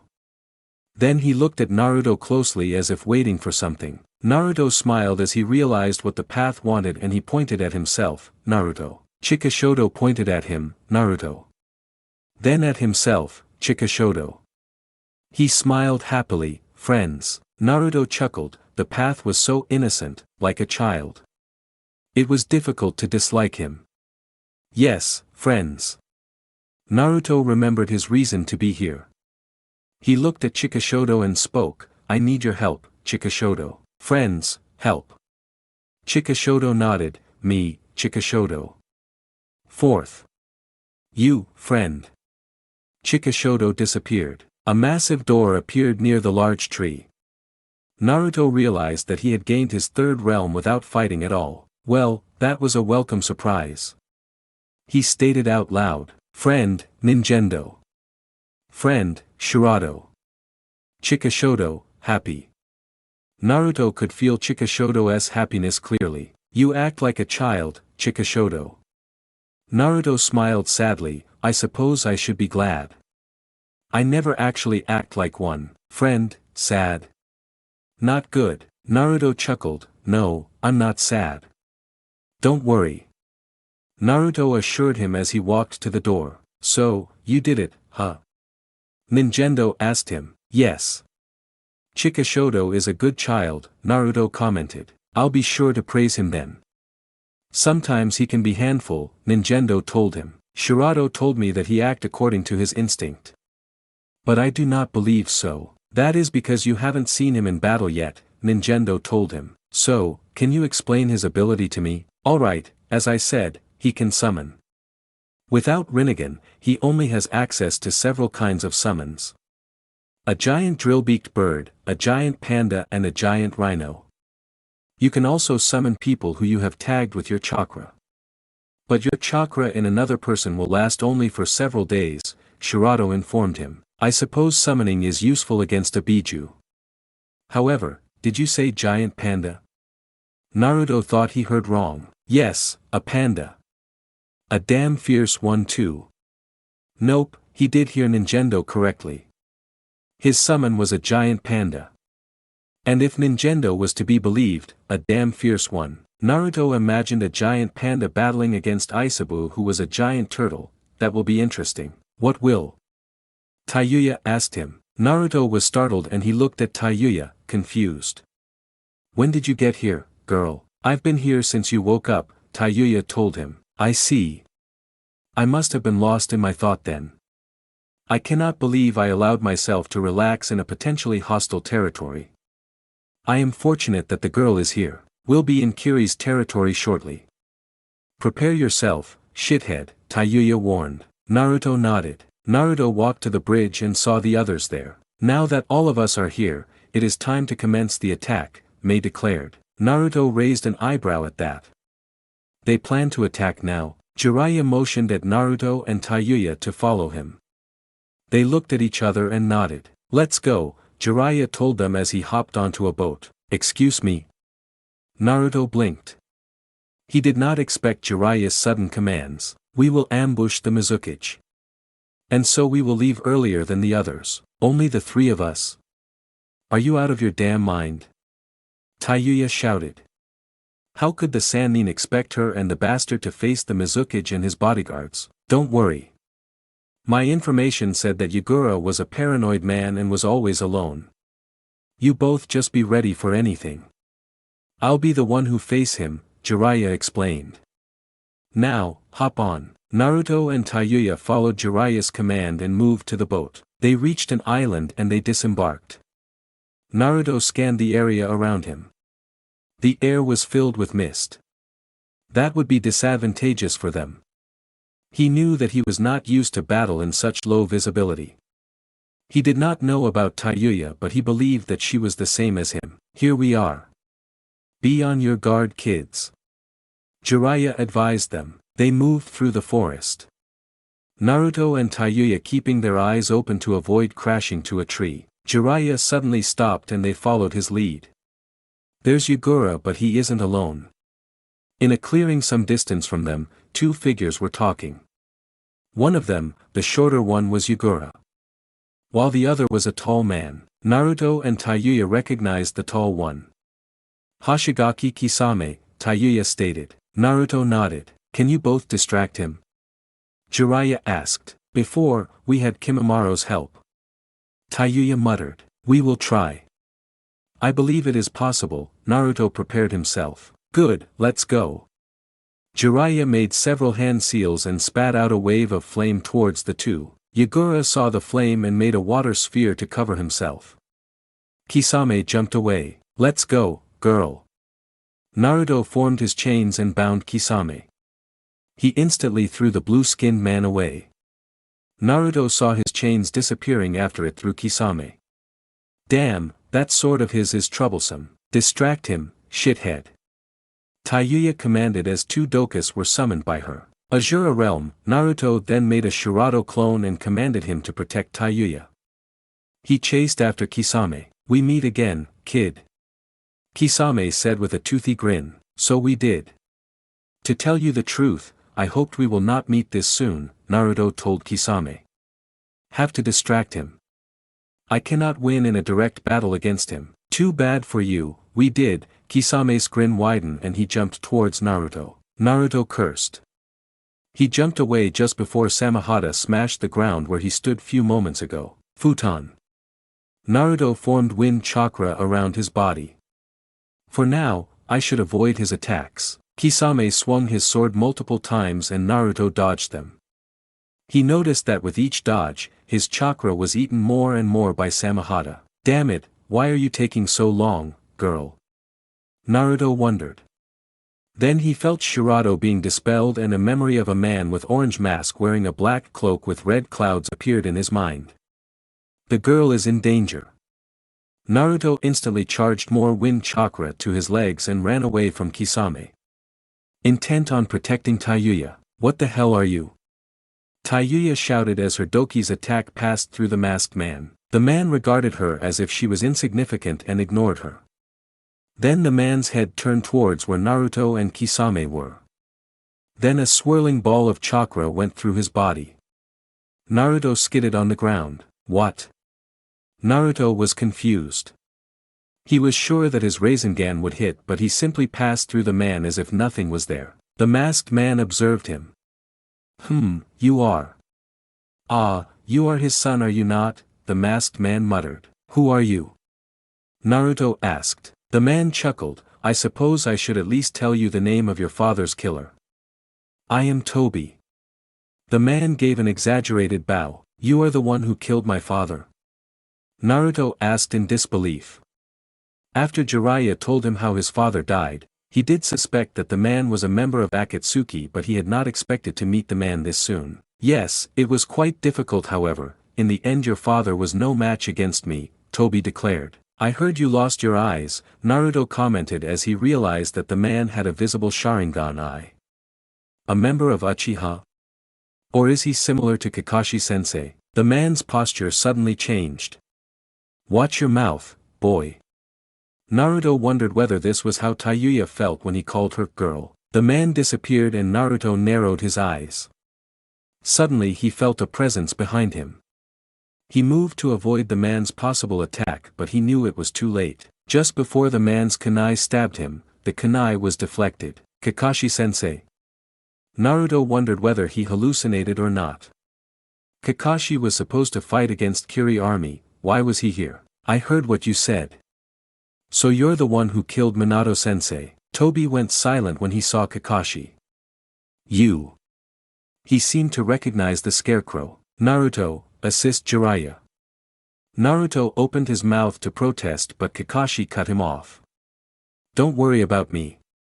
Zabuza is facing Hoshigaki right now. You should finish our mission as fast as possible. Naruto knew what Kakashi wanted to say, he was useless here. It would be better for him to assist Jiraiya so Jiraiya could back Kakashi up. Naruto nodded. Girl, let us go. Naruto shouted at TAYUYA. She nodded and followed his lead. Did you come to seek vengeance? Toby asked Kakashi. Kakashi narrowed his eye. He was like a father to me. He revealed his Sharingan eye and it began to transform. You will pay, Zabuza, this is fun, don't you think? Kisame asked as Samehada clashed with Zabuza's Kubikurabocho. I hear you've joined a shady organization, Kisame, Zabuza said as he swung his sword again. Yeah, the name's Akatsuki. Don't you forget it. Kisame met Zabuza's swing with his own. Naruto and TAYUYA stopped as they saw a giant turtle on the sea battling against a giant toad. Looks like we are too late, Naruto commented. No shit, bastard, TAYUYA was amazed. This was the first time she saw a Biju and she had to admit, she was curious of the blonde's power that was said to be able to subdue such beast. When Naruto's eyes met Isabu's, he felt a familiar presence in his mind. Geto. He muttered. TAYUYA looked at him in wonder. He felt as if his head was being pounded. Should I let Geto control me? He certainly is able to defeat the Biju. Then his eyes burned with determination. No. I should not depend on him. Calm down, Geto. I will be the one who face Isabu. He felt Geto's presence fading inside in relief. Girl, step back, Naruto told TAYUYA. TAYUYA nodded and moved away from the boy. Naruto then began a series of hand seals. TAYUYA gasped when she saw the seals. She knew those sequence. She faced that jutsu. Isabu felt the increase of chakra from the land and moved towards them. The toad used the chance to attack Isabu from behind. Isabu roared and attacked the toad. Naruto's hands kept moving through the seals, the chakra around him, increasing. Finally, he finished his seals and swung his arm towards Isabu. Kamikaze. Instantly Isabu's shells were slashed by wind chakra from all directions. It roared in pain as it tried to escape from the wind attacks. On the island, Naruto fell to his knees. You used that against me. TAYUYA said in shock. She now realized that Naruto was holding back when he used this technique against her. The one he used against her struck the whole area and cut down many trees. The one he used now was focused to one location and cut multiple times at the enemy. Kamikaze is actually quite simple to understand. Naruto muttered. I gathered all of my wind chakra into one point and threw it to that direction. The chakra will explode into multiple wind slashes in that location. Naruto took a deep breath as he tried to stand. The problem is the high level of control and the massive amount of chakra required to utilize this technique. When the kamikaze was done, Naruto cursed loudly. Isabu's shell were covered in scratches but it was healing rapidly. Seems like I have no choice. Animal realm. Naruto switched the path and then moved his hands to another series of seals. After kamikaze, I think I can only use one more technique, at least without soldier pills. Kuchiyos no Jutsu. Summoning technique, Naruto slammed his hand to the ground and a giant drill-beaked bird appeared. "Carry me to Isabu," Naruto told the summon as he jumped on it. "Shithead," TAYUYA called him. Naruto looked towards her with tired eyes. "Good luck." Naruto nodded. The bird moved towards the giant turtle and Naruto shouted at Jiraiya who stood on top of the giant toad. "Jiraiya-sama. I will bind Sanbai for a while. Please seal him as fast as you can." Naruto saw Jiraiya giving him a thumbs up and he took out several soldier pills. Normally, it was not recommended for a shinobi to consume more than 2 soldier pills within a short time frame. However, for what he had in mind, he needed 4 or 5 of them. Swallowing the 4 pills, Naruto focused his chakra around him. He commanded the bird to fly around Isabu, making a circle. After circling Isabu 3 times, Naruto released his chakra. Instantly a huge number of chains burst out of the sea around Isabu. They moved in great speed and formed a sphere, trapping Isabu. Now, Jiraiya moved towards the chain Biju and placed a seal on it. The effect was instantaneous. The Biju glowed and became smaller, returning into Yagura. The chains broke down and disappeared. The exhausted Naruto dimly realized that his summon also disappeared as he fell to the sea. "Naruto!" Jiraiya shouted as he saw Naruto falling. "Gamabunta! Catch him!" The giant toad moved to stop Naruto's fall but it was futile and Naruto disappeared into the ocean. Chapter 16 The Hungry Ghost. Naruto woke up and saw an unfamiliar ceiling. Naruto tried to move his head to look around but pain struck his whole body. "This is annoying," he thought as he realized he could not move at all. He decided to wait to see whether he was in a hostile territory or not. "Ah, you are awake." A plump woman with gray hair suddenly appeared in his vision, where, even his throat was sore. What happened to him? Last he remembered, he fell to the sea after he ran out of chakra. "You shouldn't speak," the woman lectured. "Rest, you are a Konoha shinobi, aren't you?" "Don't worry, I'm also from Konoha," the woman told him. "Who?" Naruto asked, ignoring the woman's warning.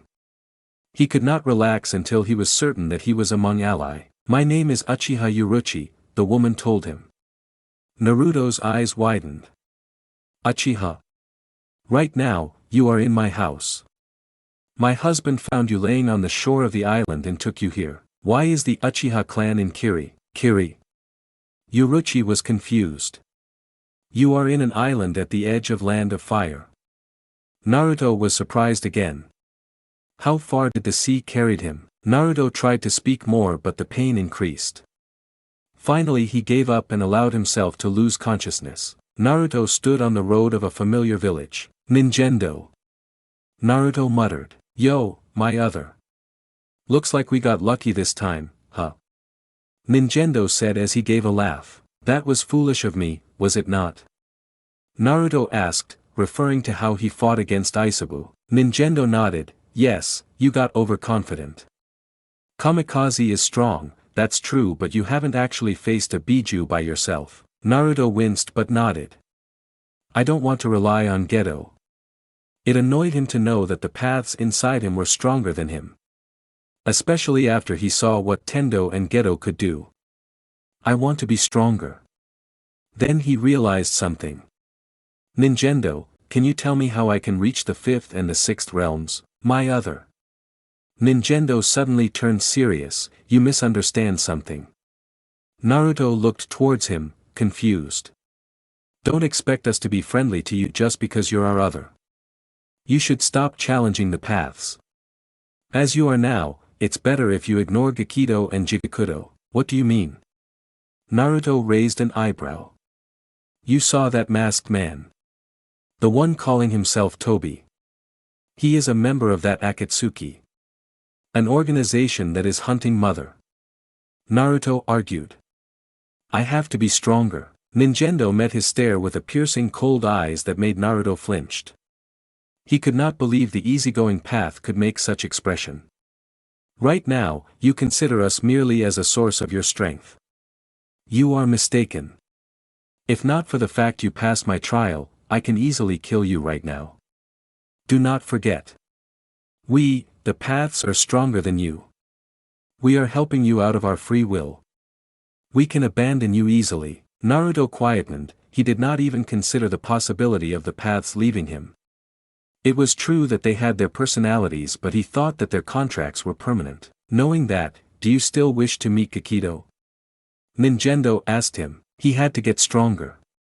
To protect his mother. To create a peaceful world where people precious to him could be safe. He nodded. Then, as of now, I, Ninjendo, the third path, forbid you from entering this realm. So mote it be. Naruto's eyes widened as he felt himself being thrown out of the human realm. He was sent away to a familiar volcanic mountain. Master. Shirato trailed off as he saw Naruto's state. He was staring blankly at the sky. What happened in the third realm shocked him. Shirato, will you leave me? Naruto asked the second path. This feeling of being left by someone he trusted was new. He truly believed that all people precious to him would never betray him. Would always stay with him. Ninjendo's action left a wide gap in him. Shirato watched him with pity in his eyes. He knew that his master had never felt pain of someone betraying him. He had just begun to trust people recently. He was still inexperienced in life. It was clear with how empty his eyes were. No, master. I will never betray you. Shirato hugged Naruto as the boy blankly returned the hug. When he saw the state of his master, Shirato swore that he would take care of him. He would raise him until he could stand by himself. Shirato could not hate Ninjendo for what he had done. Ninjendo had done what he felt right, and now, so would he. However, I advise you to follow Ninjendo's advice. Kikido is beyond you. Naruto nodded. Though his mind was still lost. Then he realized something. Chikashodo? Naruto asked Shirato. The moment human realm rejected you. The animal realm did the same. Shirato told him. Naruto flinched. Sleep, master. You should rest. Shirato placed him on a tree and sat beside him. Naruto closed his eyes, hoping that everything transpired in the human realm was just a nightmare. When Naruto woke up in Uchiha's house, he immediately tried to call Ninjendo. Ninjendo. No answer. He knew he should have expected that, but part of him hoped the path would still be with him. Master. Shirato spoke. Naruto gave a small smile. At least Shirato was with him. I am sorry. Naruto said to the path. Shirato was surprised at the sudden apology. I never actually talked with you. I only care about finding more about the paths and trying to become stronger. No, master. You should not apologize, Shirato told him. Your desire for strength is natural for human. And now, you are talking with me. This is enough. Naruto went silent. So, you're awake, eh? This time, a man voice spoke. Are you, Uchiha-sama's husband? Naruto decided to respect the two. They saved him after all. The man nodded, not that Naruto could see him. Yes, my name is Uchiha Taiyuya. I'm glad you are alright. When we found you, we thought you wouldn't survive. Naruto let out a chuckle. We, Uzumaki, are known to heal better than most. Taiyuki's eyes widened. Did you say Uzumaki? When Naruto nodded, he became serious. Don't tell anyone here your name. Most Uchiha here hate Senju and by extension the Uzumaki. Naruto nodded, accepting the advice. What are you going to do after you recovered? Taiyuki asked him. Naruto thought about it. I should go to Kiri, my friends might be worried. Naruto answered him. Before that, would you mind helping us for a while? Naruto raised an eyebrow, but he nodded. This might give me time to clear my thoughts. Few days after that, Naruto was quite known in the village. Naruto was surprised when he found out that the village was inhabited by Uchihas and their respective spouse. At first, most of them were suspicious of him, but gradually, the suspicion disappeared as he helped the village around by helping them any time he could. He asked Taiyuki once why they were here instead of Konoha. The man answered sadly, because we made a mistake. We are lucky we are still alive. Thanks to a hero, our punishment were lightened to the point where we could live freely in this island. Naruto wondered about the mistake that Taiyuya claimed they had made. Seeing the Uchiha's sad face, he decided not to dig deeper. He realized that it had been quite some time since he went missing. He thought about Sasuke, Sakura, and TAYUYA. Were they alright? Did the mission end in success? Then he remembered that Jiraiya, Kakashi and Zabuza were also there. They should be fine. Those three are strong. Today was supposed to be the day he left the island. The past few days he spent calmed him enough to think of what Nintendo did. He is worried for me, is he not? Naruto guessed. Yes, we are worried about you. If you try to continue the trial, you will not face neutral paths such as us but a hostile one such as Kikido. Hostile paths. It does not matter, I will try to become stronger with what I have. I am counting on you, Shirato. Yes, master, Shirato smiled. Then he became serious. We should try our best to avoid meeting with Kikido, though, we might have to face him sooner or later. When he entered the house, he saw a horrifying sight. I know that you're hiding in Uzumaki. Where is he? An Uchiha with long shoulder-length black hair and dark eyes demanded. Threatening Taiyuya with a kunai. Beside him was another Uchiha with short hair and dark eyes. He also had a dot on his forehead. Taiyuya saw him. He tried to command him to run discreetly but Naruto did not listen. He instead made a Rasengan silently and slammed the swirling sphere at the long-haired Uchiha, sending him crashing on his companion and they were thrown out of the house. Naruto chased after them. When the long-haired Uchiha stood back up, he saw Naruto and grinned. Naruto recognized the two, Uchiha Inabi and Uchiha Tekka, the two were avid haters of the Senju clan. So it is true. You're that bitch's son. Uzumaki Naruto. Inabi dashed at him and began attacking. Tekka stood away from them. Analyzing his battle technique with Sharingan. Just for a short while they fought, Naruto realized that he was still weakened. His physical body was fine but using 4 chakra pills at the same time caused his chakra pathways to go haywire. As of right now, Uzumaki Naruto had little amount of chakra to spare. And he had wasted it to use the Rasengan. Tekka noticed that he had not used a jutsu and deducted that he was still recovering. Then he began attacking him from afar with fire jutsus. Is there anything we can do, Shirato? Naruto asked the path. The path did not answer. Naruto could sense his hesitation. Shirato had an idea but he was reluctant to share it to him. Shirato, they are trying to kill us. If you have an idea, then tell me, master. Are you prepared to throw away all chance of a normal life to survive here? What are you talking about? Naruto was confused though the situation clearly gave him no chance to think further. We must survive here, Shirato. There are people we have to protect. Shirato answered with a defeated voice. Allow me to take control. Go to the Preta realm, master. Think of a wasteland full of dead bodies. Naruto shivered when he heard the realm's description. Kikido, yes, he has an ability to absorb chakra. Shirato's voice was empty. He sounded resigned. Thank you. Naruto allowed Shirato to control his body as his mind traveled to the 4th realm. Naruto opened his eyes and stared at the realm with a stunned expression. He could understand the volcanic mountain of Shirato, it represented his spirit and fortitude. He could understand Ninjendo's village. It represented his humanity and pride. He definitely could picture Chikashoto's forest. He was a child that followed only instinct, hence the natural world. But this world, the air was filled with dark fog. Everywhere he looked were covered with dead bodies. He saw several beings, indescribable beings covered in darkness eating their own body. What kind of place is this?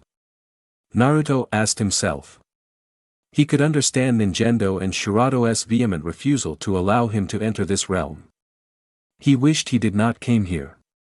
But it was either this or die in the hands of the Uchiha. He began to walk, searching for the 5th path. As he walked, he hoped that Ninjendo would forgive him one day. Then his mind wandered to the statement Shirato said before sending him here. Are you prepared to throw away all chance of a normal life to survive here? What did Shirato meant? While he thought about it, he saw a pillar from a distance. The pillar rose high to the sky, it was as if it reached the heaven itself. He ran towards the pillar. He knew that the fifth, Gakido must be there. When he arrived to the bottom of the pillar, he saw someone being chained on it. Gakido. He realized as he saw the blonde hair. He moved to release the path from the chain. But before he did so, he felt that something was wrong. This was Gakido's realm. The Preta realm. Why would he be chained here? Then he heard a groan. Hearing the sound, he felt himself shivering. The sound was inhuman. As if the one who groaned had never been allowed to eat or drink for all its life. He realized that the sound came from the Preta path. Deciding to ignore the thought, he cut the chains binding the path free. He realized that he could use his chakra in this realm. Chakra. He heard a throaty voice mutter. He turned towards the path. He wished he did not. The path's eyes were crazy. It was larger than what was humanly possible. His mouth formed a massive maniac grin. He looked at Naruto's hand that were emanating wind chakra with expression that could only be described as hunger. Chakra, eat, gyhihihihih. The path screamed hysterically as he jumped towards Naruto. Uchiha Inabi and Uchiha Tekka stopped as their opponent suddenly froze, his head hung low. Hair covering his face. They were about to check on him when the boy raised his head. They flinched. The expression on the boy's face was insane. It was not the face of a human. It could only be described as demonic. Food, eat, jaya. The monster lunged. A man with brown cloak walked towards the Uchiha village. He had unkempt hair and a bandage covering one eye of his. His visible other eye was dark-colored, the usual color of an Uchiha's eyes. How many years has it been since I left this place? He wondered as he let out a chuckle. Then he saw smoke rising from the villages. Not just from one place but from many areas. He turned serious and ran towards the village. What he saw left impression in his mind forever. A boy choking a girl as he screamed insanely. The boy bit the girl and she screamed loudly. Stunned, he could do nothing but watch as the girl's struggle became weaker until finally she stopped moving. The boy stopped biting the girl and turned towards him. He saw madness in that eyes and instantly he became serious. Don't kill him. He heard a voice speaking weakly. He turned towards the voice and saw a woman, Uchiha Uruchi if he remembered correctly. He is a good boy. The woman stopped moving after she said her last words. He turned towards the boy again. He noticed that the madness in his eyes were strange. As if it was artificial. Genjutsu, he wondered. When the boy lunged at him, he decided to put away that thought as his eye transformed. First into red eye with 3 tomo. Then as the boy grew closer, the tomos began to combine, forming a black figure with 4 points which went around in a circular, saw-like motion. I don't really know anything about you, kid. But if someone's is controlling you, I'll snap you out of it. Naruto stood alone in a place filled with darkness. He looked around, hoping for a clue of his location. Then he saw himself.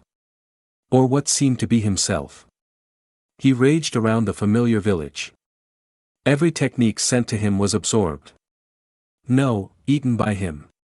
He saw as he bit a boy and grew more powerful as the boy's chakra was eaten by him. Naruto shivered. That could not be him. There is no way. Then he saw Uruchi. She tried to stop the beast. She called it by his name. Was that truly him? When the monster attacked Uruchi he screamed. He woke up screaming.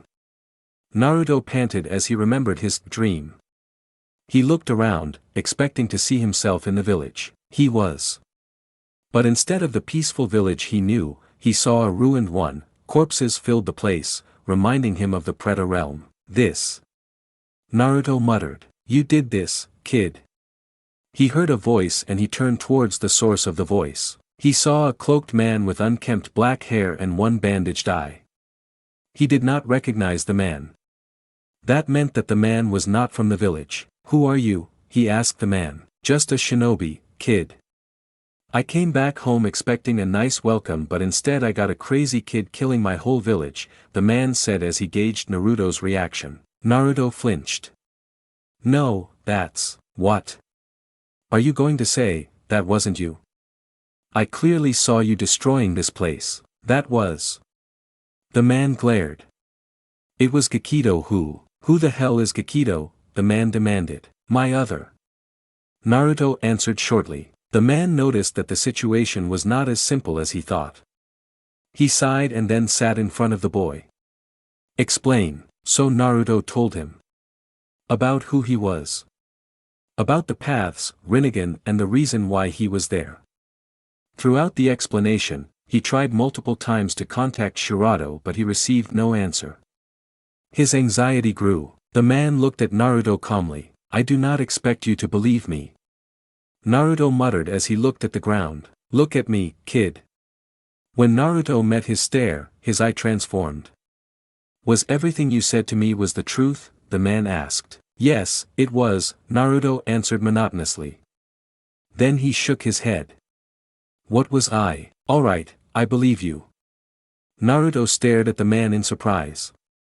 Listen kid, your story sounds crazy. Too crazy to be a lie. Naruto avoided the man's eye. It does not matter. Gakido is myself. His actions is mine. His sins is mine. I am the one who destroyed this place. Naruto muttered. The Uchiha scratched his head. He was not good with depressed or crying children, that was more of his best friend's forte. He decided to think about what he could do to help the kid. Basically, he lost control of his other personality. Well, humans' minds is one of my best area. Let's see, maybe he and I can go to this realms he spoke of. Alright kid, look at my eye, he told him. Are you going to cast a genjutsu again? The kid catch on pretty quickly. He nodded. I have a genjutsu that will allow us to go into your mind. Maybe we can find out how to control that other personality of yours. Naruto decided to trust the man. It was not like he had any other choice. Naruto caught the man's eye transforming but he could not see it clearly as the man uttered out a name. Kotoema Tsukami. Distinguished heavenly gods. Naruto and the Uchiha appeared in the heaven realm. Unlike before, Tendo immediately appeared before Naruto. Who is this, my master? Tendo asked Naruto, indicating to the intruder. The Uchiha looked at Tendo's eyes with interest. So that's the eyes of Rakuto Sennin. Naruto looked at the man questioningly as realized that he did not know the man's name. Just call me Uchiha, the man told them. Tendo raised an eyebrow. Naruto caught a flicker of hatred when he heard the name, Uchiha. Very well, Uchiha, why are you here? Tendo stated the Uchiha mockingly. I'm here to help the boy control his other personality, Uchiha answered. I assume you mean Gakido. Indeed, the ghost is quite an annoyance. Then Tendo turned towards Naruto with a disappointed look. I expected better of you, my master. To think that you would depend on a mortal so easily. Naruto looked away. After what Gakido made him to do, he lost his confidence in himself. He now realized that his power could easily harm others, intentionally or unintentionally. Hey, lay off the kid, will you? He just went through a traumatizing experience, Uchiha cut in. Tendo looked at the man with annoyance. Stay out of this, mortal. Then Tendo returned his gaze to Naruto. My master, I shall give you one chance. If you have yet to dominate Gakido in a week, I shall end you. 1 week. Naruto muttered. After 1 week, I shall summon you to Hungry Ghost Realm. The result of your trial there shall decide our fate, Tendo declared. Tendo. Tendo arched an eyebrow. Why I cannot speak with Shirato? Naruto asked. I sealed his realm. Unless you prove yourself to me, you may not receive the blessings of the samsara. Then Tendo held out his hand. Now, begone from my sight. Immediately Naruto and Uchiha were thrown out of the heaven realm. Well, he is quite unfriendly, isn't he? Uchiha joked. As they returned to the real world, Naruto did not answer. His mind still focused on Tendo's declaration. It was not a threat. He really would end him if he failed to defeat Gakido. Kid, I'll help you. Naruto turned his head towards the man in surprise. You told me that you are here in an important mission, right? That means there are people counting on you. You can't let them down. Naruto's mind went to his companions in this mission. What the Uchiha said was true. He was chosen for this mission for a reason. He could not fail them. Looking at the man's smiling face, he nodded. Good, the man nodded. Before we do anything, we should clean the dead bodies first. Naruto flinched. After they were done gathering the bodies, Uchiha burned them with a fireball. Naruto looked at the burning bodies. He recognized some of them from his short time in the village. I killed them. He muttered in a daze. This is the first time you killed somebody you know, the man asked. Naruto nodded. Let me tell you a story then. The man sat, his eyes still watched the fire without any expression. Some time ago, I was a shinobi from Konoha. Naruto already deducted that, since most Uchiha were members of Konoha. Though he heard that before most of them were military polices instead of ninjas. I accepted a mission to spy on a rather known crime lord. Naruto wondered what that had to do with killing someone he knew. In that mission, I met a woman. We fell in love. At least, I did. Naruto noted the wistful tone the Uchiha used. It turns out, she was a member of the crime organization I was spying in. Quite a loyal one too. Now, Naruto could guess the end of the story. But the Uchiha turned to him instead. Tell me kid, do you know what this is? He showed Naruto his Sharingan. Naruto nodded. Then the Sharingan transformed. It became an eye that he saw just before they entered his mind. How about this? Naruto shook his head. The man smiled sadly. This is the evolution of a Sharingan. Its name is Mangekyo. Mangekyo Sharingan. Sharingan can evolve? Naruto asked before he could stop himself. The Sharingan was regaled as one of the strongest dojutsu. And yet, this was the first time he heard of its evolution. Yes, at a cost. The man's expression became cold. You have to experience the pain of losing someone closest to you. Naruto realized the connection between the story and the eye. She was killed, was she not? You killed her? Naruto asked. Uchiha nodded. I did, for the village. For the sake of everyone suffered under the crime lord. Naruto saw his eye began to cry tears of blood. This eye is cursed, the more I use it, the more I can feel my eyesight fading. This is a reminder of what I have done. The punishment for my sin. Naruto stared at the man with pity in his eyes. The man was tortured by what he had done. Having gained that eye as a reward made it worse. I know you feel pain because you killed them. I know that you regret it.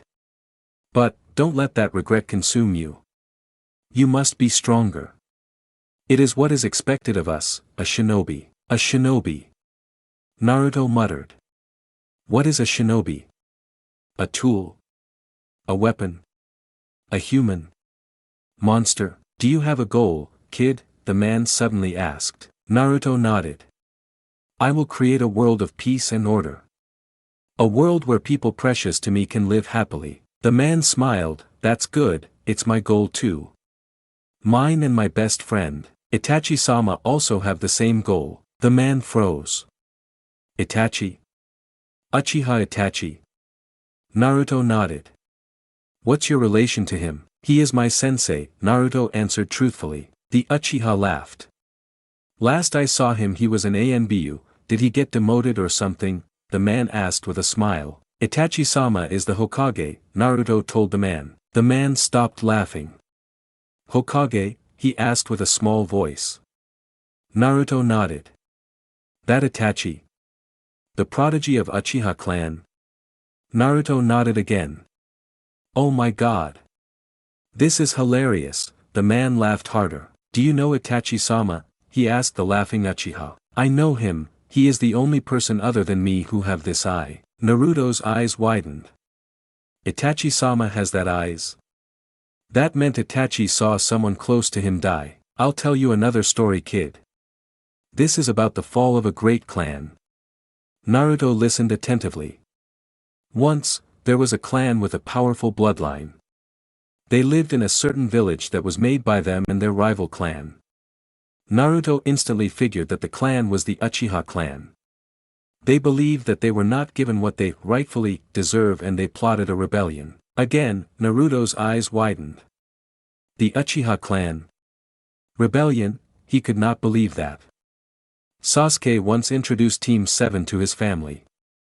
Fugaku-sama might be cold but he was not someone who would betray his village. Mikoto-sama was his mother's best friend, he knew her well. He refused to believe that they tried to rebel. Really? A small part of him asked. He knew that the Uchiha was quite prideful. There was a small chance that they tried to rebel because of their foolish pride. The rebellion was planned by the elders and the clan head. The clan heir and his best friend heard about it. They planned to stop the rebellion and save the village.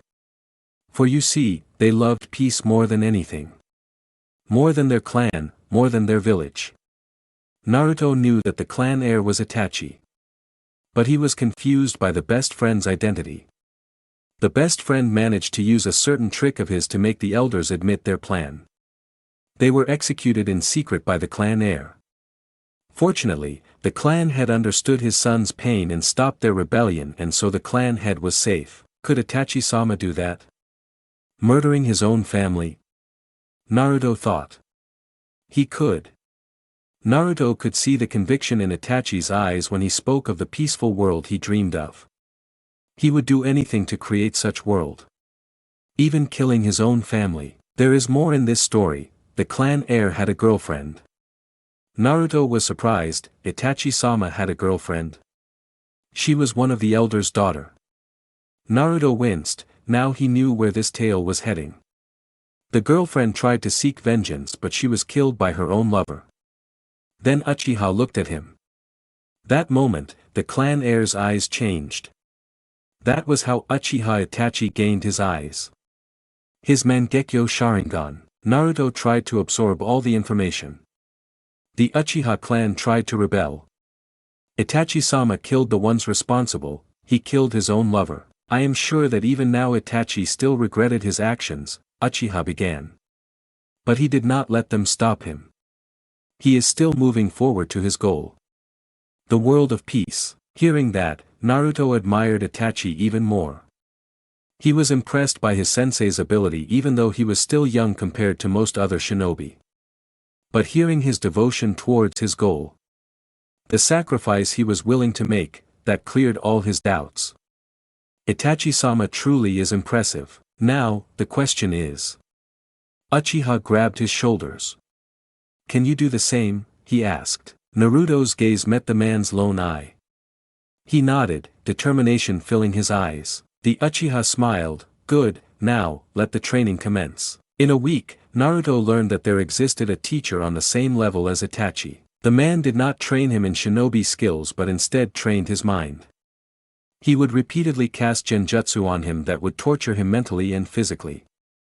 Then he would give him multiple scenarios in battle and asked him for the strategy he would use. Finally, the man would ask him questions that made him doubt his goal to test him. One of the most difficult question was, how will you create such world? Another was, even if you manage to create a peaceful world, how long do you think it will last? Naruto still remembered his answers.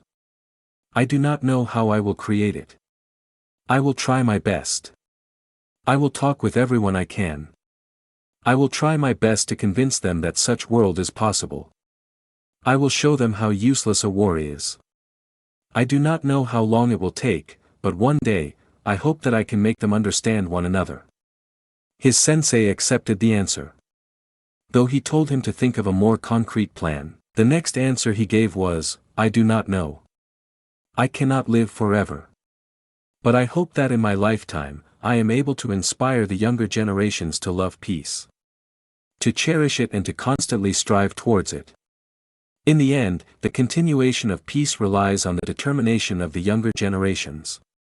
The man nodded. After their training was done, his sensei would drag him into a hut he used as a temporary living residence. Now was the time of his showdown against Kikido. He swore he would win.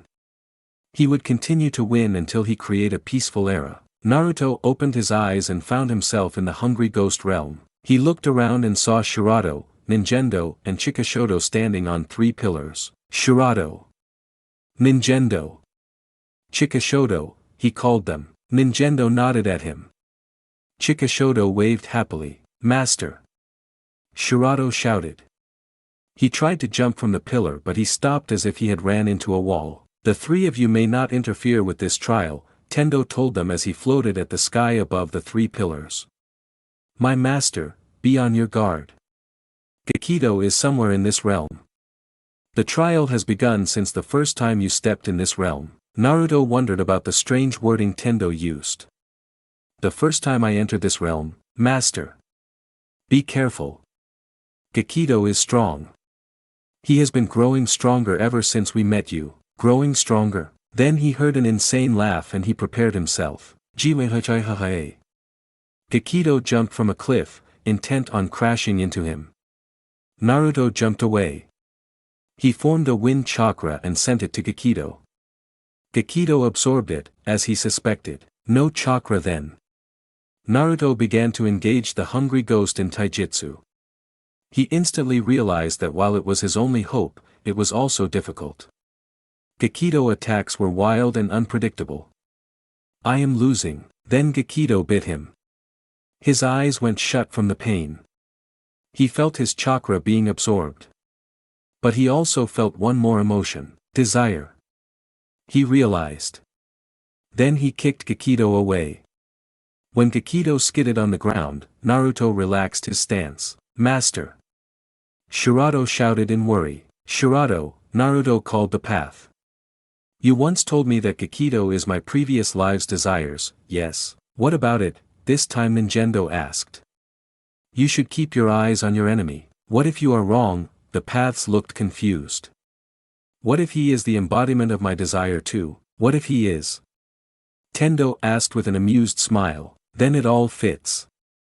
Gakido is the embodiment of my desire. To be exact, my desire to become stronger. Naruto kept an eye on Gakido while he explained his deduction. When Shirato told me that he is growing stronger ever since I met the paths, I wondered what is different between the past me and the me from that time. I realized that it is my desire to grow stronger. Naruto nodded at the hungry ghost. My desire manifested starting from my Chunin exam. Naruto showed his right hand, his index finger raised. Then it grew larger after I met the paths. This time, he raised his middle finger too, showing 2 fingers. Then when I resolved myself to create a peaceful world, he raised 3 fingers. Then when I met the Akatsuki, the 4th. And finally, after Nintendo and Chikashodo joined me. He showed his 5 raised fingers. He then continued. I was confused about why I am still in control of my body after losing against Gakido in the trial. I thought that the path who defeated me would gain full control of my body. But instead I was merely influenced by Gakido. Continue. Tendo's smile widened. That was the trial. Gakido is the embodiment of my desire. It is impossible for me to win in a battle of will against him. After all, what my desire want is my deepest desire. Especially since he is growing stronger the more I want to defeat him. The final clue is Tendo's statement. Tendo motioned him to continue. The trial has begun since the first time you stepped in this realm. That is what Tendo said. The trial continued since the first time I stepped in this realm a week ago. Even now, it is still the same trial. Correct, a new voice stated as a sound of thumping filled the area. Naruto looked towards the source of the voice and saw himself beside Gakido. This him had a cane in his left hand and he wore a clothes that would suit a lord or a noble. It is a pleasure to finally meet you, young master, the other him bowed. I am Jigakudo. The 6th of Samsara. The Hell Realm. I am Gakido's handler, so you are the one who designed this trial? Naruto asked the new path. Indeed. I must say you passed with flying colors, Jigukdo praised. With this, I acknowledge you as Gakido's master. You shall have the assistance of the 5th of Samsara. The hungry ghost realm, a chain appeared in his hand. He threw it towards Naruto. Naruto caught the chain and he realized that Gakido had become docile ever since Jigakudo appeared. However, Naruto turned towards the 6th. I have yet to recognize you as my master. Naruto nodded. He expected that. He doubted this path would easily yield to him. I shall begin my trial now. Do not worry, my trial is rather simple. You only need to answer my question. Naruto blinked at that. Only answering one question. You only have one chance. You may answer my question when you are ready. Be it in a year time or even 10 years from now on. Naruto wondered what was the question the path going to give him. The moment you are ready to answer my question, the gate to my realm shall be open for you. Should you answer correctly, I will recognize you as my master. Then Jigakudo glared. However, should your answer fail to satisfy me, you shall be judged guilty. I advise you to give me the answer only when you truly believe in it. Naruto nodded.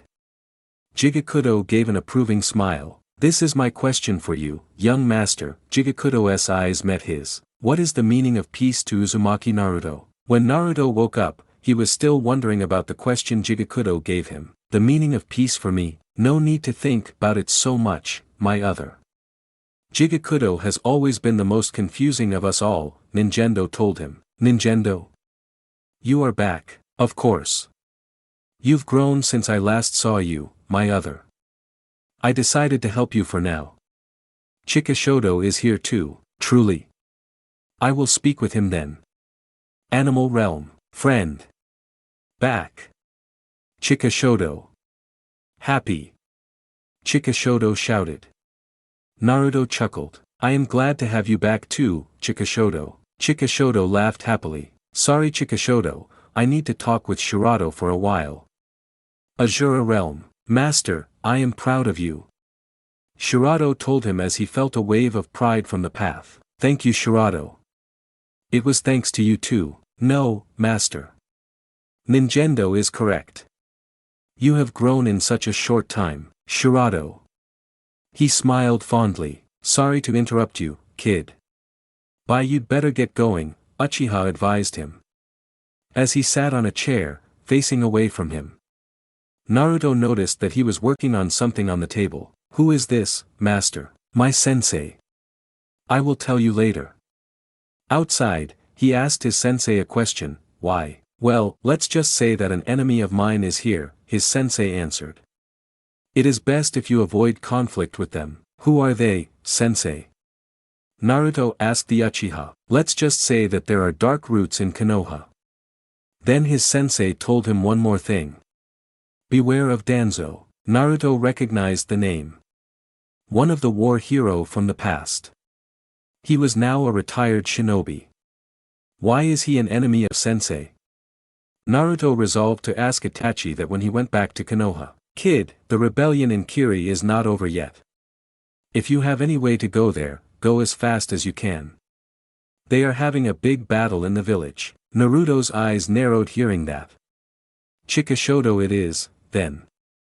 Animal Realm, he thought as he imagined himself flying on the giant bird again. This time, let us try to avoid falling to the ocean. He thought with a smile. Oh, and give this to Itachi, will you? Uchiha threw a scroll to Naruto. Naruto read the seals on it.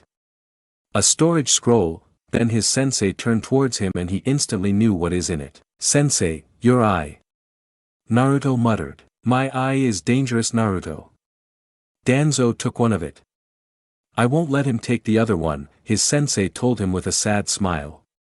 Naruto knew what that meant. His sensei was prepared to die. Sensei, can I help? Naruto asked him. Though he knew the answer, you will only be a hindrance. Don't worry, I don't plan on dying today. I want to see the peaceful world you will create after all. Naruto nodded, accepting his sensei's words.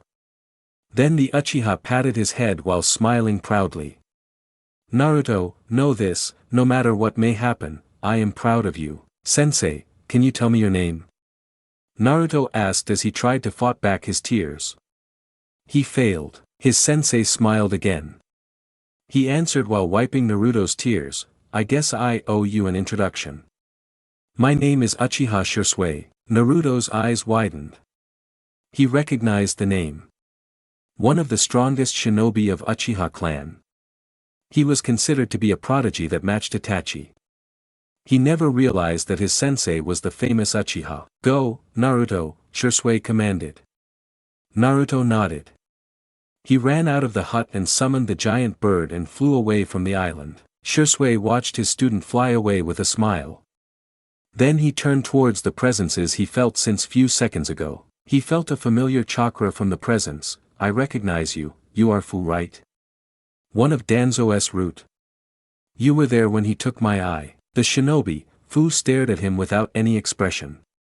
"Uchiha Shisui, by Danzo-sama's command, you are to be executed." "You should have known better," Shisui smirked. 10 root ANBUs are no match for me, Shunshin no Shisui." As they moved to attack him, his mind returned to the boy that was very similar to him and his best friend. "Seems like Konoha is in a good hand."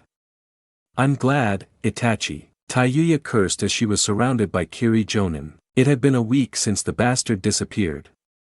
The morale of Team Konoha were low because of it, and now in what hopefully was the final battle, she was ambushed by Kirinins. She wondered whether they would grant her a quick death. Then she wondered she would see the bastard on the other side. When they moved to attack her, she closed her eyes, accepting her fate. The pain did not came. She opened her eyes and saw the Jonins laid down on the ground. Their bodies were filled with cuts. "Seems like, you are in quite a trouble, girl," a familiar voice told her mockingly. She grinned. "You're late, shithead." Side story. Why Sasuke became like this. This happened before they went to Kiri for the rebellion. Naruto and Sakura watched as Sasuke flirted with another girl. That was the 10th girl he had flirted with since an hour ago. "Sasuke, why did you become like this anyway?" Naruto asked. Kakashi was the one who answered. "That would be Haku-chan's fault." Mine. Haku turned her head towards Kakashi in surprise. "Yes, you see, when Sasuke was training for the Chunin exam." "Sasuke-kun, why do you act so cold to them?" Haku asked as she saw Sasuke turning down another girl. "Because I am not interested," Sasuke answered in his usual Uchiha way. Haku sighed. "You know Sasuke-kun, if you act like that, no girls will like you." The Uchiha froze. "Even you?" he asked in a low voice. Haku did not notice Sasuke's reaction. "Well, I suppose I won't choose someone like that as a boyfriend material," she answered honestly. Sasuke paled and ran towards Kakashi with speed comparable to a Jonin. "Sensei. This unworthy student of yours humbly plead to you. Please train me to be a man adored by ladies everywhere." "Kakashi," I smiled. "And that's what happened," ended Kakashi. "Sasuke." Naruto began, watching Sasuke with clear pity in his eyes. Said Uchiha flinched, "No. Stop. Don't pity me, I didn't notice." Sakura wiped a tear away. Sasuke felt as if he was struck by Naruto's futon. "Kunai, Sasuke-kun." Sasuke turned towards Haku with red face. Her expression was a mixture of pity and embarrassment. "I'm sorry, I didn't notice."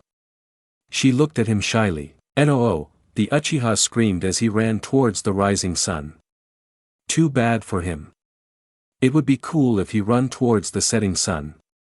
Then again, it was morning. "Sasuke." Kakashi called. Sasuke paused. "Kiri is not that way."